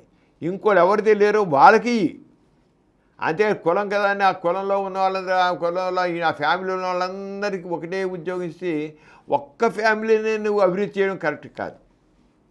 అన్ని ఫ్యామిలీని సమానంగా ముందు అభివృద్ధి చేసుకుంటూ వెళ్ళు. అందరికీ చదువు చేయి, అందరికీ ఆర్థిక అవకాశాలు చేయి, అందరికీ పైకుచ్చడి చేయి. అది నాస్తికత్వం చెప్పేది. ఈ కులగణన అనేది కాదు. ఆర్థికంగా ఎవరైతే వెనబడి ఉన్నారో, ఎవరైతే సామాజికంగా ఏమాత్రం కూడా గుర్తింపు లేకుండా పడున్నారో వాళ్ళని నువ్వు చెయ్యి. అంతేగాని ఒక పెద్ద ఉద్యోగస్తులు చెప్పి ఫలానా కులం వాడు కనుక వాడికి ఇది చేసి వాడికి అన్ని అవకాశాలు ఉంటాయి. వాడు ఉద్యోగం చేసుకుంటూ ఉండొచ్చు, వ్యాపారం చేస్తుండొచ్చు, సమాజంలో స్థానం ఉండొచ్చు. కానీ ఈ కులగణం ద్వారా వాడు చేస్తాడంటే వాడికి అన్ని అవకాశాలు వాడికి వస్తాయి. వెనకబడ్డాడు వెనకబడే ఉంటున్నాడు, అవకాశాలు వెనకబడే ఉంటాడు. అంతే నాస్తికాన్ని చేసినంటే కులగణన ప్రకారం కాదు, ఆర్థిక వెనకబాటుతనం తీసుకుని అందరినీ సమానంగా దాదాపు అందరికీ నువ్వు సమాన అవకాశాలు సమాజంలో సమానంగా రావాలి. లేదు అంటే ఇప్పుడు ఈ కులగణన కాకుండా ఆర్థికంగా చేయను. నాస్తికమైన మనం ద్రౌపది ముర్ము గారికి మన ప్రెసిడెంట్ ఆఫ్ ఇండియాకి నాస్తికం తరపున కొన్ని నెలల క్రితమే ఉత్తరం రాశాం. ఈ కులగణన మన నాస్తికులు ఉన్నారు, నాస్తికులు ఎవరికి కులం లేదు, మతం లేదు. మీరు కులగణలో మతం ఏ మతం వాళ్ళు ఉన్నారు, ఎంతమంది ఉన్నారు, ఏ కులం వాళ్ళు ఎంతమంది ఉన్నారు లెక్క ఇస్తారు, బాగుంది, కులాలు రీజ్ చేశారు. అది కాదు, ఆర్థికంగా చూసి చెప్పాం, దాంట్లో చేశాం. తర్వాత నాస్తికులు ఉన్నారు, హేతువాదులు ఉన్నారు, కమ్యూనిస్టులు ఉన్నారు, భౌతికవాదులు ఉన్నారు, అందరూ ఉన్నారు. వీళ్ళెవరికి కులం మతం ఉండదు. నిజంగా ఉంటే మాత్రం చెప్పుకో. ఇప్పుడు కమ్యూనిస్టులు వాళ్ళేం కులం మతం చెప్పకూడదు, రూల్ ప్రకారం చెప్పకూడదు వాళ్ళు. అయితే కమ్యూనిస్టులు చెప్పుకుంటున్నారు, ఇంకోళ్ళు చెప్పుకుంటున్నారు, వేరే విషయం. కానీ కులం లేదు, మతం లేదు. కులం మతం లేని వ్యక్తుల్ని మరి ఏ దాంట్లో పెడతారు వీళ్ళు? అంచేత మీరు సాఫ్ట్వేర్ తయారు చేసే దాంట్లో నో రిలీజియన్, నో క్యాస్ట్ అనేది కూడా ఎంతమంది అంటే కూడా తీయండి. వాళ్ళ కులాల అవకాశాలు కులాల ప్రకారం ఉండాలనుకోవట్ల, ఫలానా కులంగా గుర్తింపు పొంది ఆర్థిక అవకాశాలు పొందాలనుకోవట్ల. చాలామంది సమాజంలో వాళ్ళు మా తక్కువ కులం చెప్పుకుని తక్కువగా ఉండాలని అనుకోవట్లేదు సార్. మేము గౌరవంగా బతకాలనుకుంటాం, కష్టపడిపోయి వస్తాం. మేము నువ్వు ఇచ్చేంటే కాస్త దయాదక్ష మాకు అవసరం లేదు, కష్టపడిపోయి వస్తామని చెప్పేంటి మనిషి ఆత్మ గౌరవంతో ఉన్న మనుషులు ఉన్నారు కూడా, కులం మతం లేకుండా. అంచేత మేము ప్రెసిడెంట్ ఆఫ్ ఇండియాకి లెటర్ రాసినట్లో నో క్యాస్ట్ నో రిలీజియన్ అన్న కేటగిరీ కూడా పెట్టండి, పెట్టి చేయండి అన్నాం. ప్రెసిడెంట్ ఆఫ్ ఇండియా ఆ లెటర్ రెస్పాండ్ అయ్యి హోమ్ మినిస్టర్కి పంపించి దీని ప్రకారంగా వ్యవహరించాలని రికమెండ్ చేసింది. ప్రెసిడెంట్ ఆఫ్ ఇండియా పంపించారు, హోమ్ మినిస్ట్రీకి పంపించారు. అలాగే నాసిక్ కేంద్రం ఈ ఉత్తరం ఏదైతే ప్రెసిడెంట్ ఆఫ్ ఇండియాకి లెటర్ రాసిందో ఆ లెటర్ అందరు సీఎంలు అన్ని రాష్ట్రాల సీఎంలకి పంపించింది. అలాగే అందరు ఎంపీలకు పంపించింది, ఎంపీలందరికీ పంపించింది. మీరు అరంగా మీరు నిర్ణయం తీసుకొని. అలాగే అందరూ హైకోర్టు చీఫ్ జస్టిస్లకి లెటర్ పంపించింది, సుప్రీంకోర్టు చీఫ్ జస్టిస్కి, అలాగే పొలిటికల్ లీడర్స్ అందరికీ లెటర్ పంపించింది. ఎన్ని రకాల పొలిటికల్ పార్టీస్ ఉన్నాయో ఆ పొలిటికల్ లీడర్స్ అందరూ కూడా మీరు ఈ విషయంలో ఆలోచించి కులగణని చెప్పి మళ్ళీ కులాలని బలిష్టం చేయొద్దు, కులాలని బలోపేతం చేయొద్దు, కులాలని మళ్ళీ దాన్ని కాంక్రీట్గా నిలబెట్టద్దు. మనం కులరహిత మతరహిత సమాజాన్ని కోరుతున్నాం. వీళ్ళ ఆర్థిక పరమేంటి అప్లిఫ్ట్ ఇవ్వండి, ఎకనామిక్ అప్లిఫ్ట్ ఇవ్వండి. మళ్ళీ కులాలను తీసుకొచ్చి కులాల అడ్డుగోడల్ని మీరు నిలబెట్టద్దు. సమాజంలో ఇప్పటికే కులాలు రీత్యా వివక్షత కనబడుతుంది, మతాల రీత్యా వైషమ్యాలు కనబడుతున్నాయి. అది చెప్పి అందరికీ లెటర్ రాయడం జరిగింది. ఏదైతేనే కొంతమంది దాంతో మాట్లాడడం కూడా జరిగింది, వీళ్ళందరితో నాసికందరూ మాట్లాడడం కూడా జరిగింది. తక్కువ పెద్ద కొంతమందితో డైరెక్ట్గా పొలిటికల్ లీడర్స్తోనూ ఎంపీలతో వీళ్ళందరితో కూడా చెప్పడం అయింది.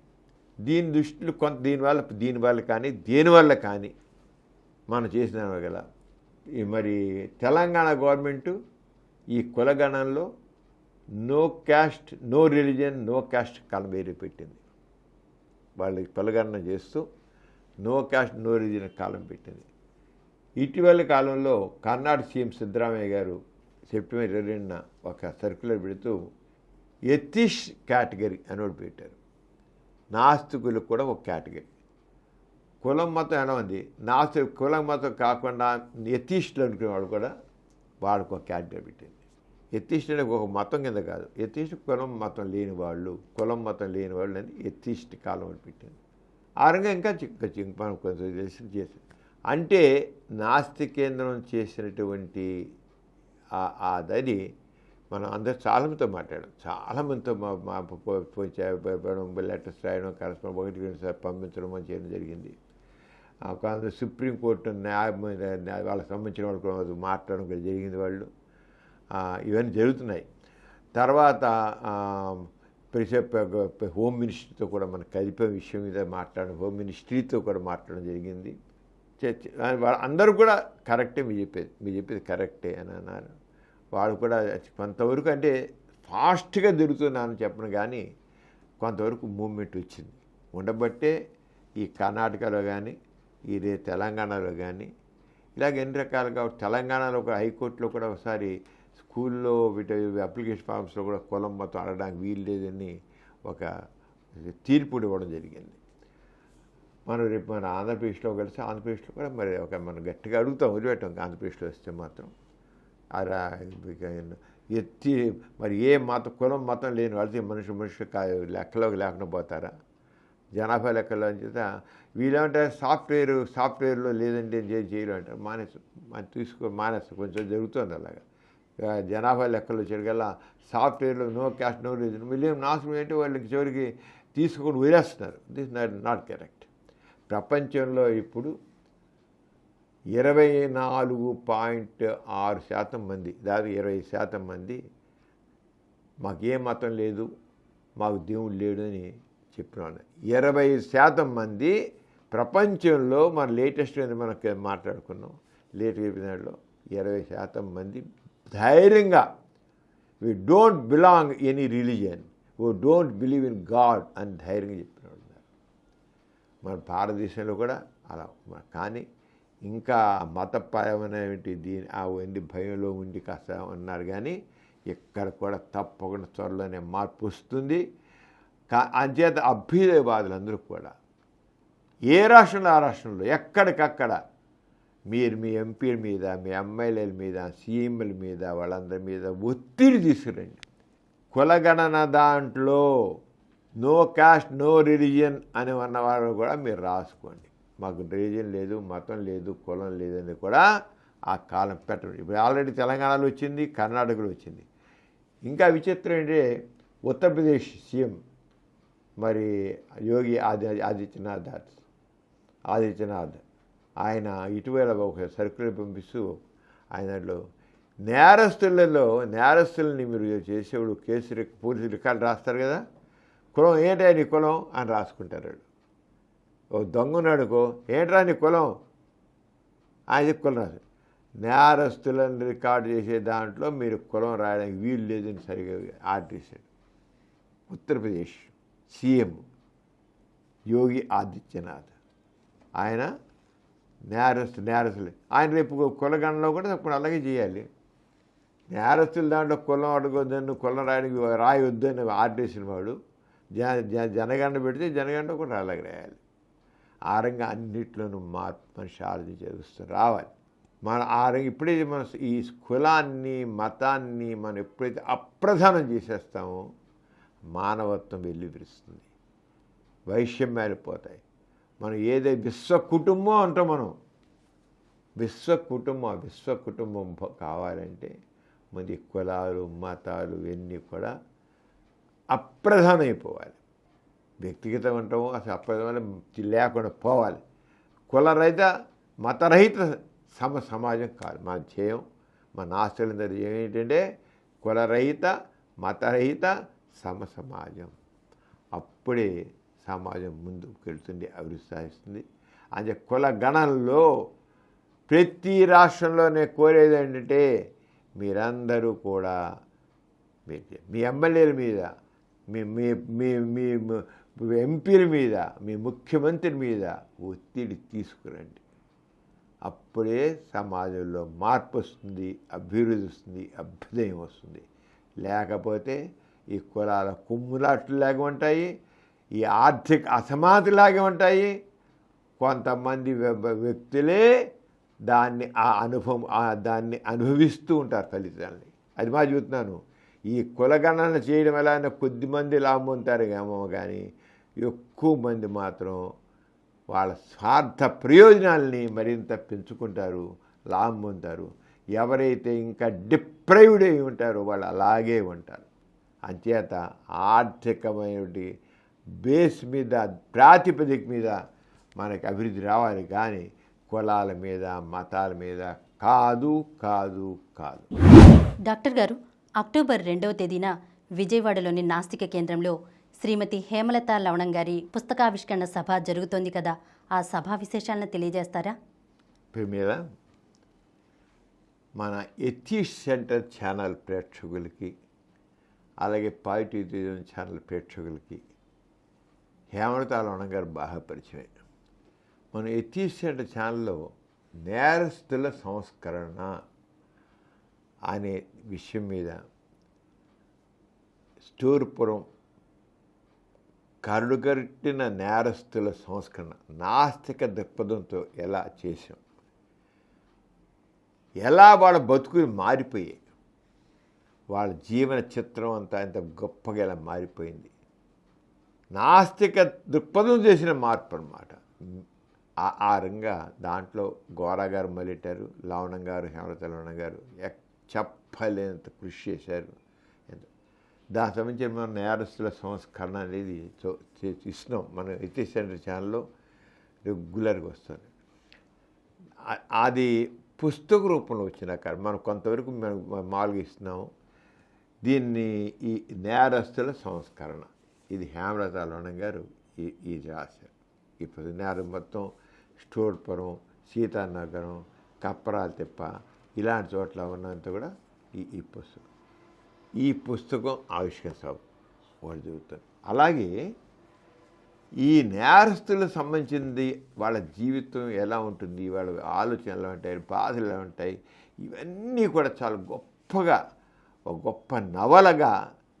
ఇదేమో నేరస్తు సంస్కరణ, ఈ మార్క్స్ విశేషాలు ఉన్నాయి. ఈ జీవన ప్రభాతం పేరు ఒక నవల రాశారు. జీవన ప్రభాతం ఈ నేరస్తులు. మరి టైగర్ నాగేశ్వరరావు అనే సినిమా వచ్చింది.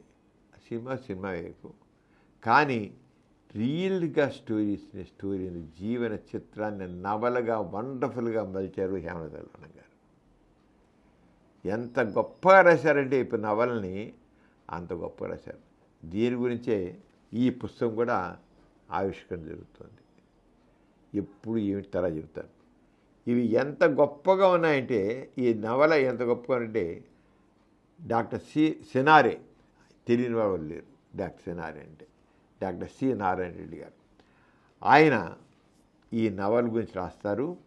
నల్లమల అడవుల్లో అడవి కోన అనే చిన్న గ్రామాన్ని కథాస్థలంగా స్వీకరించి పరిసరాలను, ప్రజల జీవన విధానాన్ని అద్భుతంగా చిత్రించారు. పరిస్థితుల ప్రాబల్యం వల్ల దొంగగా మారిన బాలన్న పాత్రను రూపొందించడంలో రచయిత్రి ఎంత ప్రతిభ చూపారో, పోలీసు అధికారి జయచంద్ర కర్తవ్య నిర్వహణను వివరించడంలో కూడా అంతటి నేర్పు ప్రదర్శించారు. విభిన్న ప్రవృత్తులకు ప్రతీకలుగా నిలిచే ఈ రెండు పాత్రలను మౌలికంగా ఉదాత్తమూర్తులుగా చూపి పాఠక లోకాన్ని మెప్పించగలగడం కత్తిపై సాము వంటిది. ఇందులో శ్రీమతి హేమలత లవణం కృతకృత్యులయ్యారు. ఈ నవల్లో కనిపించే అనేక ఇతర పాత్రల విషయంలో కూడా రచయిత ఎంతో శ్రద్ధ నైపుణ్యం చూపారు. సన్నివేశ కల్పనలో కథనంలో పై లక్షణం చోటు చేసుకుంటుంది. జటిలమైన సమస్యకు సంస్కరణపూర్వకంగా పరిష్కారాన్ని చూపడం ప్రశంసనీయమని నారాయణ గారు. అలాగే జస్టిస్ ఆవుల సాంబశివరావు గారు, మనిషి నేరస్తు ఎందుకు అవుతాడు, అతనిలో ఆమెలో హింసా ప్రవృత్తి ఎందుకు పెరుగుతుంది, హింసా ప్రవృత్తి పెరిగిన మనిషి మనసులో అణిగి ఉన్న మానవత కొంతమందిలో ఎందుకు సమసిపోదు, మరి కొంతమందిలో ఎంతకు కరగని కఠిన రోజున రూపుదాల్సిన ఎందుకని, ఇలాంటివన్నీ చేసిన జస్టిస్ ఆవుల సాంబశివరావు గారు. ఇలాగ ఈ పుస్తకాలు రెండిని ఈ పుస్తకాల ఆవిష్కరణ. దీనికి ఇది ఎప్పుడు ఈ పుస్తకాలు ఎప్పుడంటే అక్టోబర్ 2 రేపే అక్టోబర్ 2 గాంధీ జయంతి రోజున విజయవాడ నాస్తిక కేంద్రంలో జరుగుతుంది. ఎన్నింటికి? ఇది ఉదయం 11 గంటలకి. అర్థమైందా? నేరస్తుల సంస్కరణ ఎందుకు ఆ రోజు పెట్టారంటే, ఎందుకు జరిగిందంటే నేరస్తుల సంస్కరణ ఉద్యమం 50 వసంతాలు పూర్తి చేసుకున్న సందర్భంగా ప్రముఖ సంఘ సంస్కర్త, సంస్కార్ స్వచ్ఛంద సంస్థ వ్యవస్థాపక కార్యదర్శి డాక్టర్ హేమలతాళం రచించిన నేరస్తుల సంస్కరణ మరియు జీవన ప్రభాతం పుస్తకావిష్కరణ సభ అక్టోబర్ 2 గాంధీ జయంతి రోజున విజయవాడ నాసికంలో నిలబడుతుంది. ఇది ఉదయం 11 గంటలకమ్మ విజయవాడ నాసికంలో ఏసీ కాన్ఫరెన్స్ హాల్లో జరుగుతుంది. దీనికి ముఖ్య అతిథిగా డాక్టర్ జస్టిస్ కె మానవసరావు గారు. ఆయన కర్ణాటక హైకోర్టు జడ్జి. దీనికి ఇప్పుడు జడ్జిగా ఉన్నారు ఆయన ఇప్పుడు దాని ముఖ్య అతిథిగా వస్తున్నారు. ఆయన ఎవరు? జస్టిస్ కె మన్మథరావు గారు.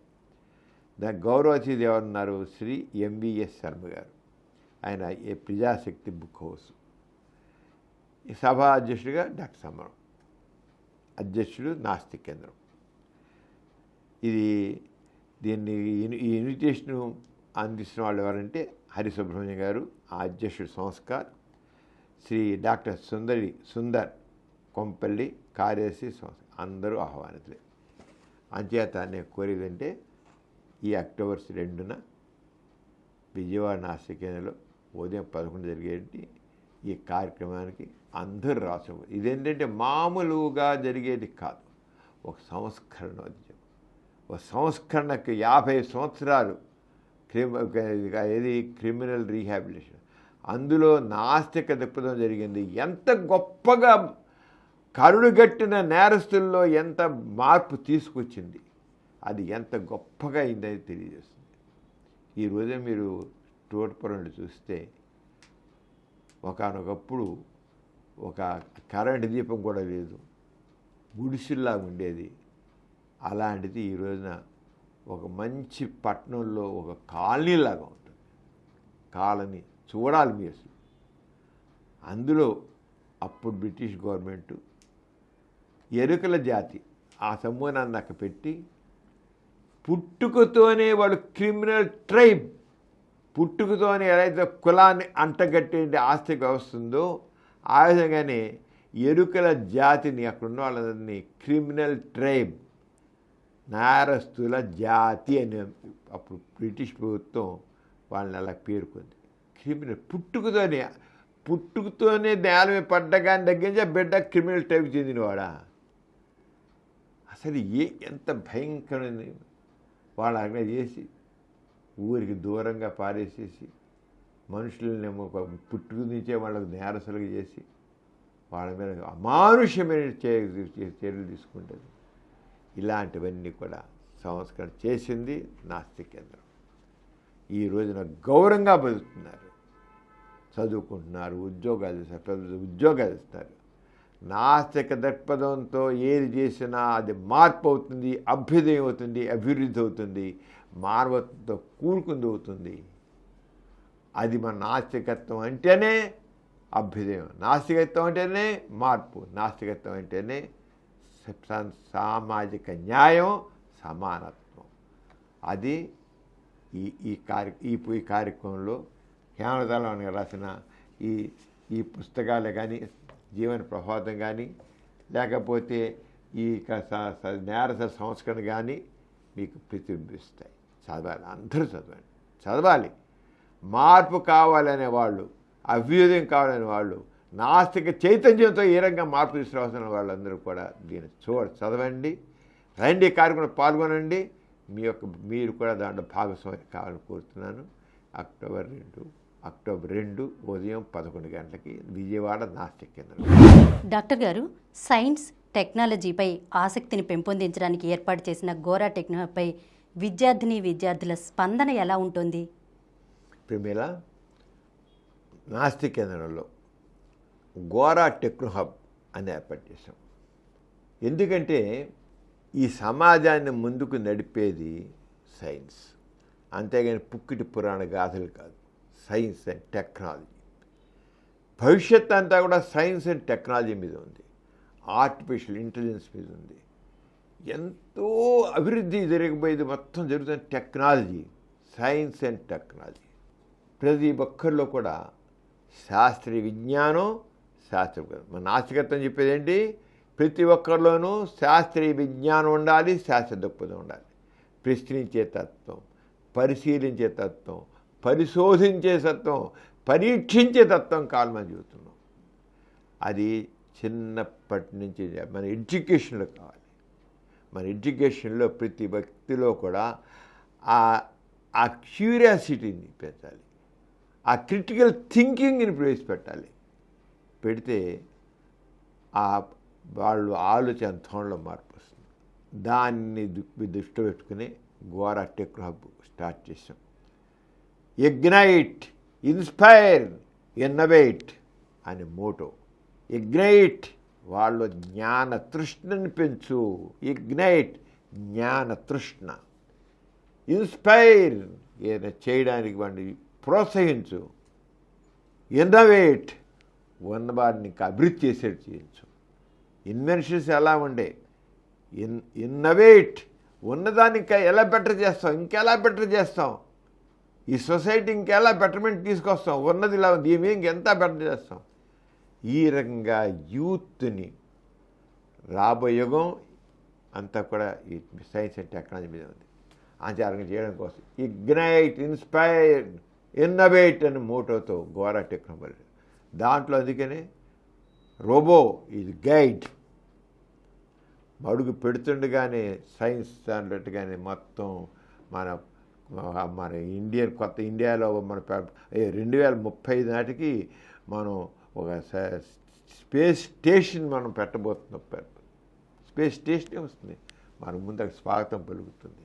రోబోలు ఉంటాయి, రోబో స్వాగతం పలుకుతుంది, రోబో ఎక్స్పీరియన్స్ గైడ్ చేస్తుంటుంది. ఇవన్నీ మనం ఇదివరకు ఆల్రెడీ చెప్పుకున్నాం.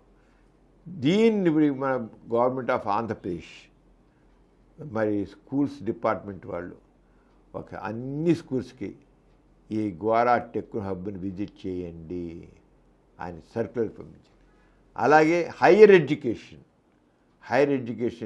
సంబంధించిన కమిషనర్ గారు ఆల్ కాలేజెస్కి అందరూ ఈ గోరా టెక్నోహబ్ విజిట్ చేయండి అని పంపించారు. అంటే అసలు వాళ్ళందరూ రోజు కొన్ని వందల మంది వచ్చి దీన్ని విజిట్ చేస్తున్నారు. పిల్లలు, కాలేజ్ హై స్కూల్ పిల్లలు, కాలేజ్ పిల్లలు. హై స్కూల్ ఇంజనీరింగ్ కాలేజ్ వాళ్ళు వస్తున్నారు, మామూలుగా ఆర్ట్స్ అండ్ సైన్స్ కాలేజ్ వాళ్ళు వస్తున్నారు, అందరూ వస్తున్నారు. ఎంత ఇదిగా అంటే వాళ్ళు చెప్తున్నారు, మేము ఆర్టిఫిషియల్ ఇంటెలిజెన్స్ గురించి ఏదో పుస్తకాలు చేయం, కానీ ఏటికి ఇంత ప్రత్యక్షంగా వీటిని చూస్తున్నామే. రోబోని చూస్తున్నాం, రాకెట్ లాంచింగ్ చూస్తున్నాం, డ్రోన్ చూస్తున్నాం, లేకపోతే ఒక సునామీ వస్తే సునామీ ఏ రంగా ప్రకంపన కలిసి చూస్తున్నాం. అరే స్పేస్ స్టేషను, స్పేస్లోకి వెళ్ళిపోయిన అనుభూతి కలుగుతాం. శాటిలైట్స్ భూమి మీద చంద్రయాన్ 3 శాటిలైట్ చూస్తున్నాం, ఆ శాటిలైట్స్ రోవర్ బయటకు వచ్చి చూస్తున్నాం. ఏమిటి మాకు అసలు మేము మాటలు రాట్లా చూస్తుంటే ప్రతి వాళ్ళు చాలా ఆనందాన్ని వ్యక్తీకరిస్తున్నారు. చాలా ఇదిగా చిన్నపిల్లలు. అలాగే దీంతోపాటు అడ్వాన్స్డ్ మెడికల్ సైన్సెస్ ఎగ్జిబిషన్ పెట్టాం. అడ్వాన్స్డ్ ఇంతవరకు మనం సైన్స్లో రకరకాల మందులు వచ్చాయి, ఎన్నో జబ్బులు జయిస్తున్నాం, వ్యాక్సిన్లు వచ్చాయి, అన్నీ వచ్చాయి. అన్ని రకరకాల ఒకప్పుడు ఒక 20 ఏళ్ల క్రితం ఎయిడ్స్కి మందు లేదు, కొన్ని వేల మంది, లక్షల మంది చనిపోయారు. ఎయిడ్స్ వేస్తే. ఇప్పుడు రోజుకో బిళ్ళ వేస్తే అది అందరూ బీపీ ఉన్నవాళ్ళు, షుగర్ ఉన్నవాళ్ళు ఎలా హాయిగా ఉన్నారు, వీళ్ళు ఎలా హాయిగా ఉంటున్నారు, అంతకంటే హాయిగా ఉంటున్నారు. మరి ఎయిడ్స్ గురించి మరణించేవాడు లేకుండా పోయారు. ఎవరో తెలుసుకోక మందు వాడుకుంటే పోతుంది తప్ప. అలాగే హార్ట్ ట్రాన్స్ప్లాంటేషన్, కిడ్నీ ట్రాన్స్ప్లాంటేషన్ అని మనం చదువుతున్నాం. అసలు ఈ ఇంకో మనిషిని తీసుకునే కాకుండా artificial heart, artificial lung, artificial kidney, artificial skin, what not everything ఆర్టిఫిషియల్గానే. అలాంటి రక్తం ఉంది అనుకో, రక్తం లేకపోతే ఇంకో మనిషి రక్తం ఇవ్వాల్సిందే ప్రశ్న. కానీ ఆర్టిఫిషియల్ రక్తం కూడా త్వరలో విచారంగా ఉంది. ఇక రక్తదానం చేసే పని లేకుండా పోతుంది. అలాగే అడ్వాన్స్డ్ హెల్త్ సైన్సెస్ ఇవన్నీ ఇప్పుడు చూడడానికి ఏముంటుంది, ఒక కల్పనలాగా ఉన్నట్లుంటాయి. కానీ ఈ సైన్స్ అండ్ టెక్నాలజీ అడ్వాన్స్మెంట్ ఇవన్నీ కూడా రియాలిటీ అవుతాయి. అలాగే సాఫ్ట్వేర్స్, ఒక గర్భంలో పిండం, ఒక 8 వారాల బిడ్డ ఎలా ఉంటుంది, 8 నెలల బిడ్డ ఎలా ఉంటుంది, 8 వారాల బిడ్డ, 8 నెలల బిడ్డ, అన్ని రియల్ స్పెసిమెన్స్, వాట్ నాట్. మనుషుల్లో ఒక రకమైన క్యూరియాసిటీని, ఒక ఇంట్రెస్ట్ని క్రియేట్ చేశాడు.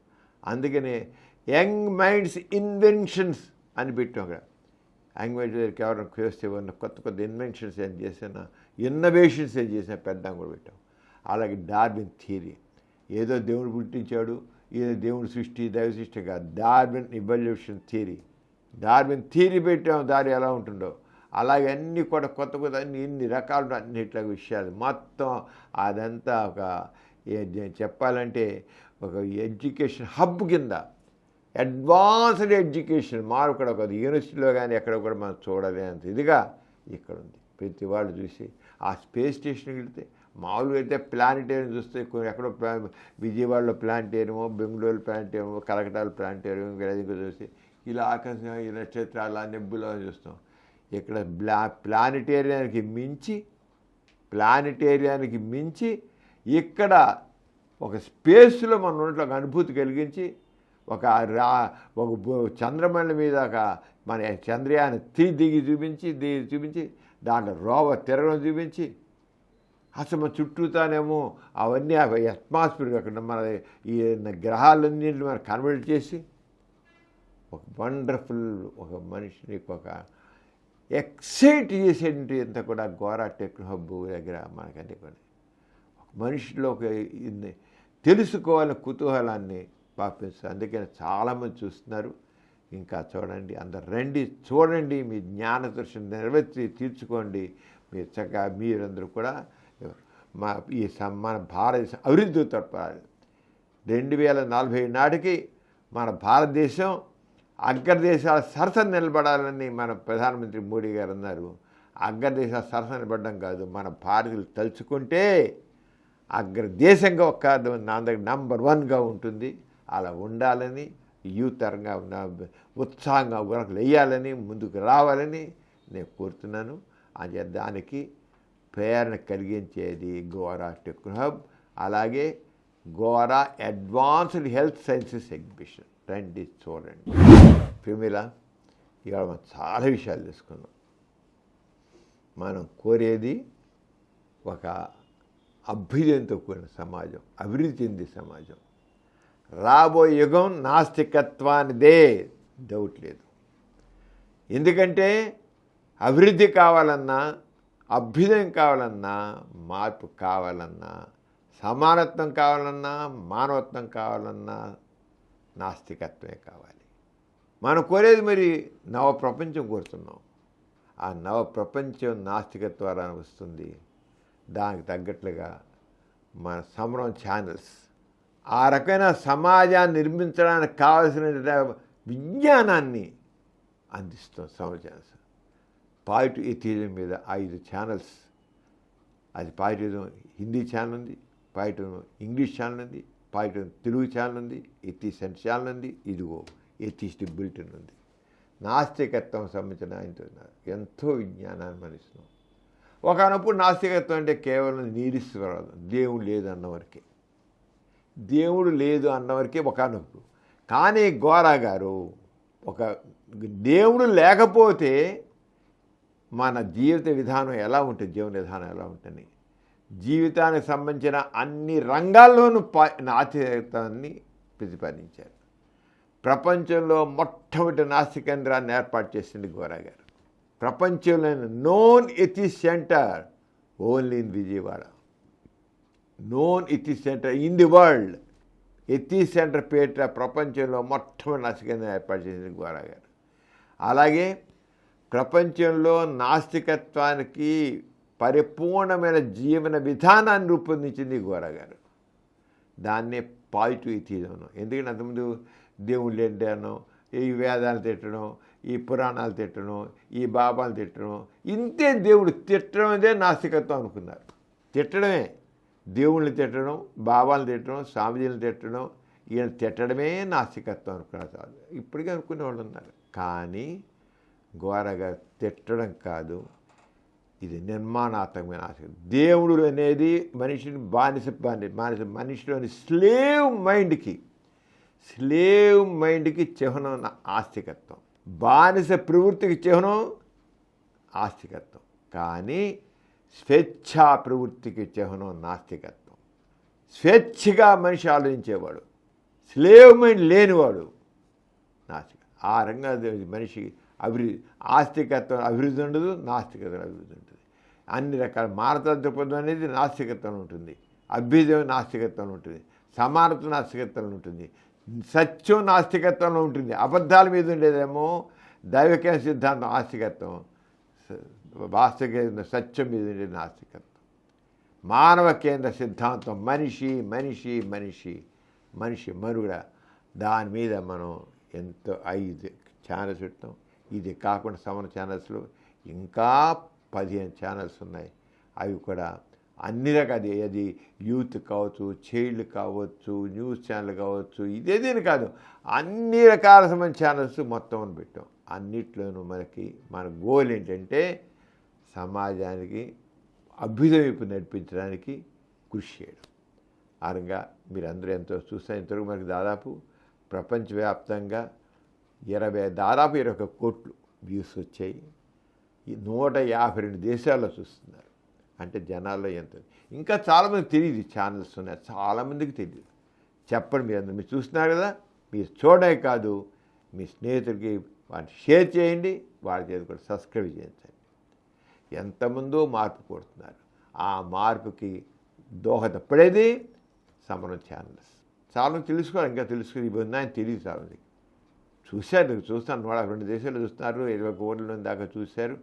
కానీ ఇంకా చూడాలి.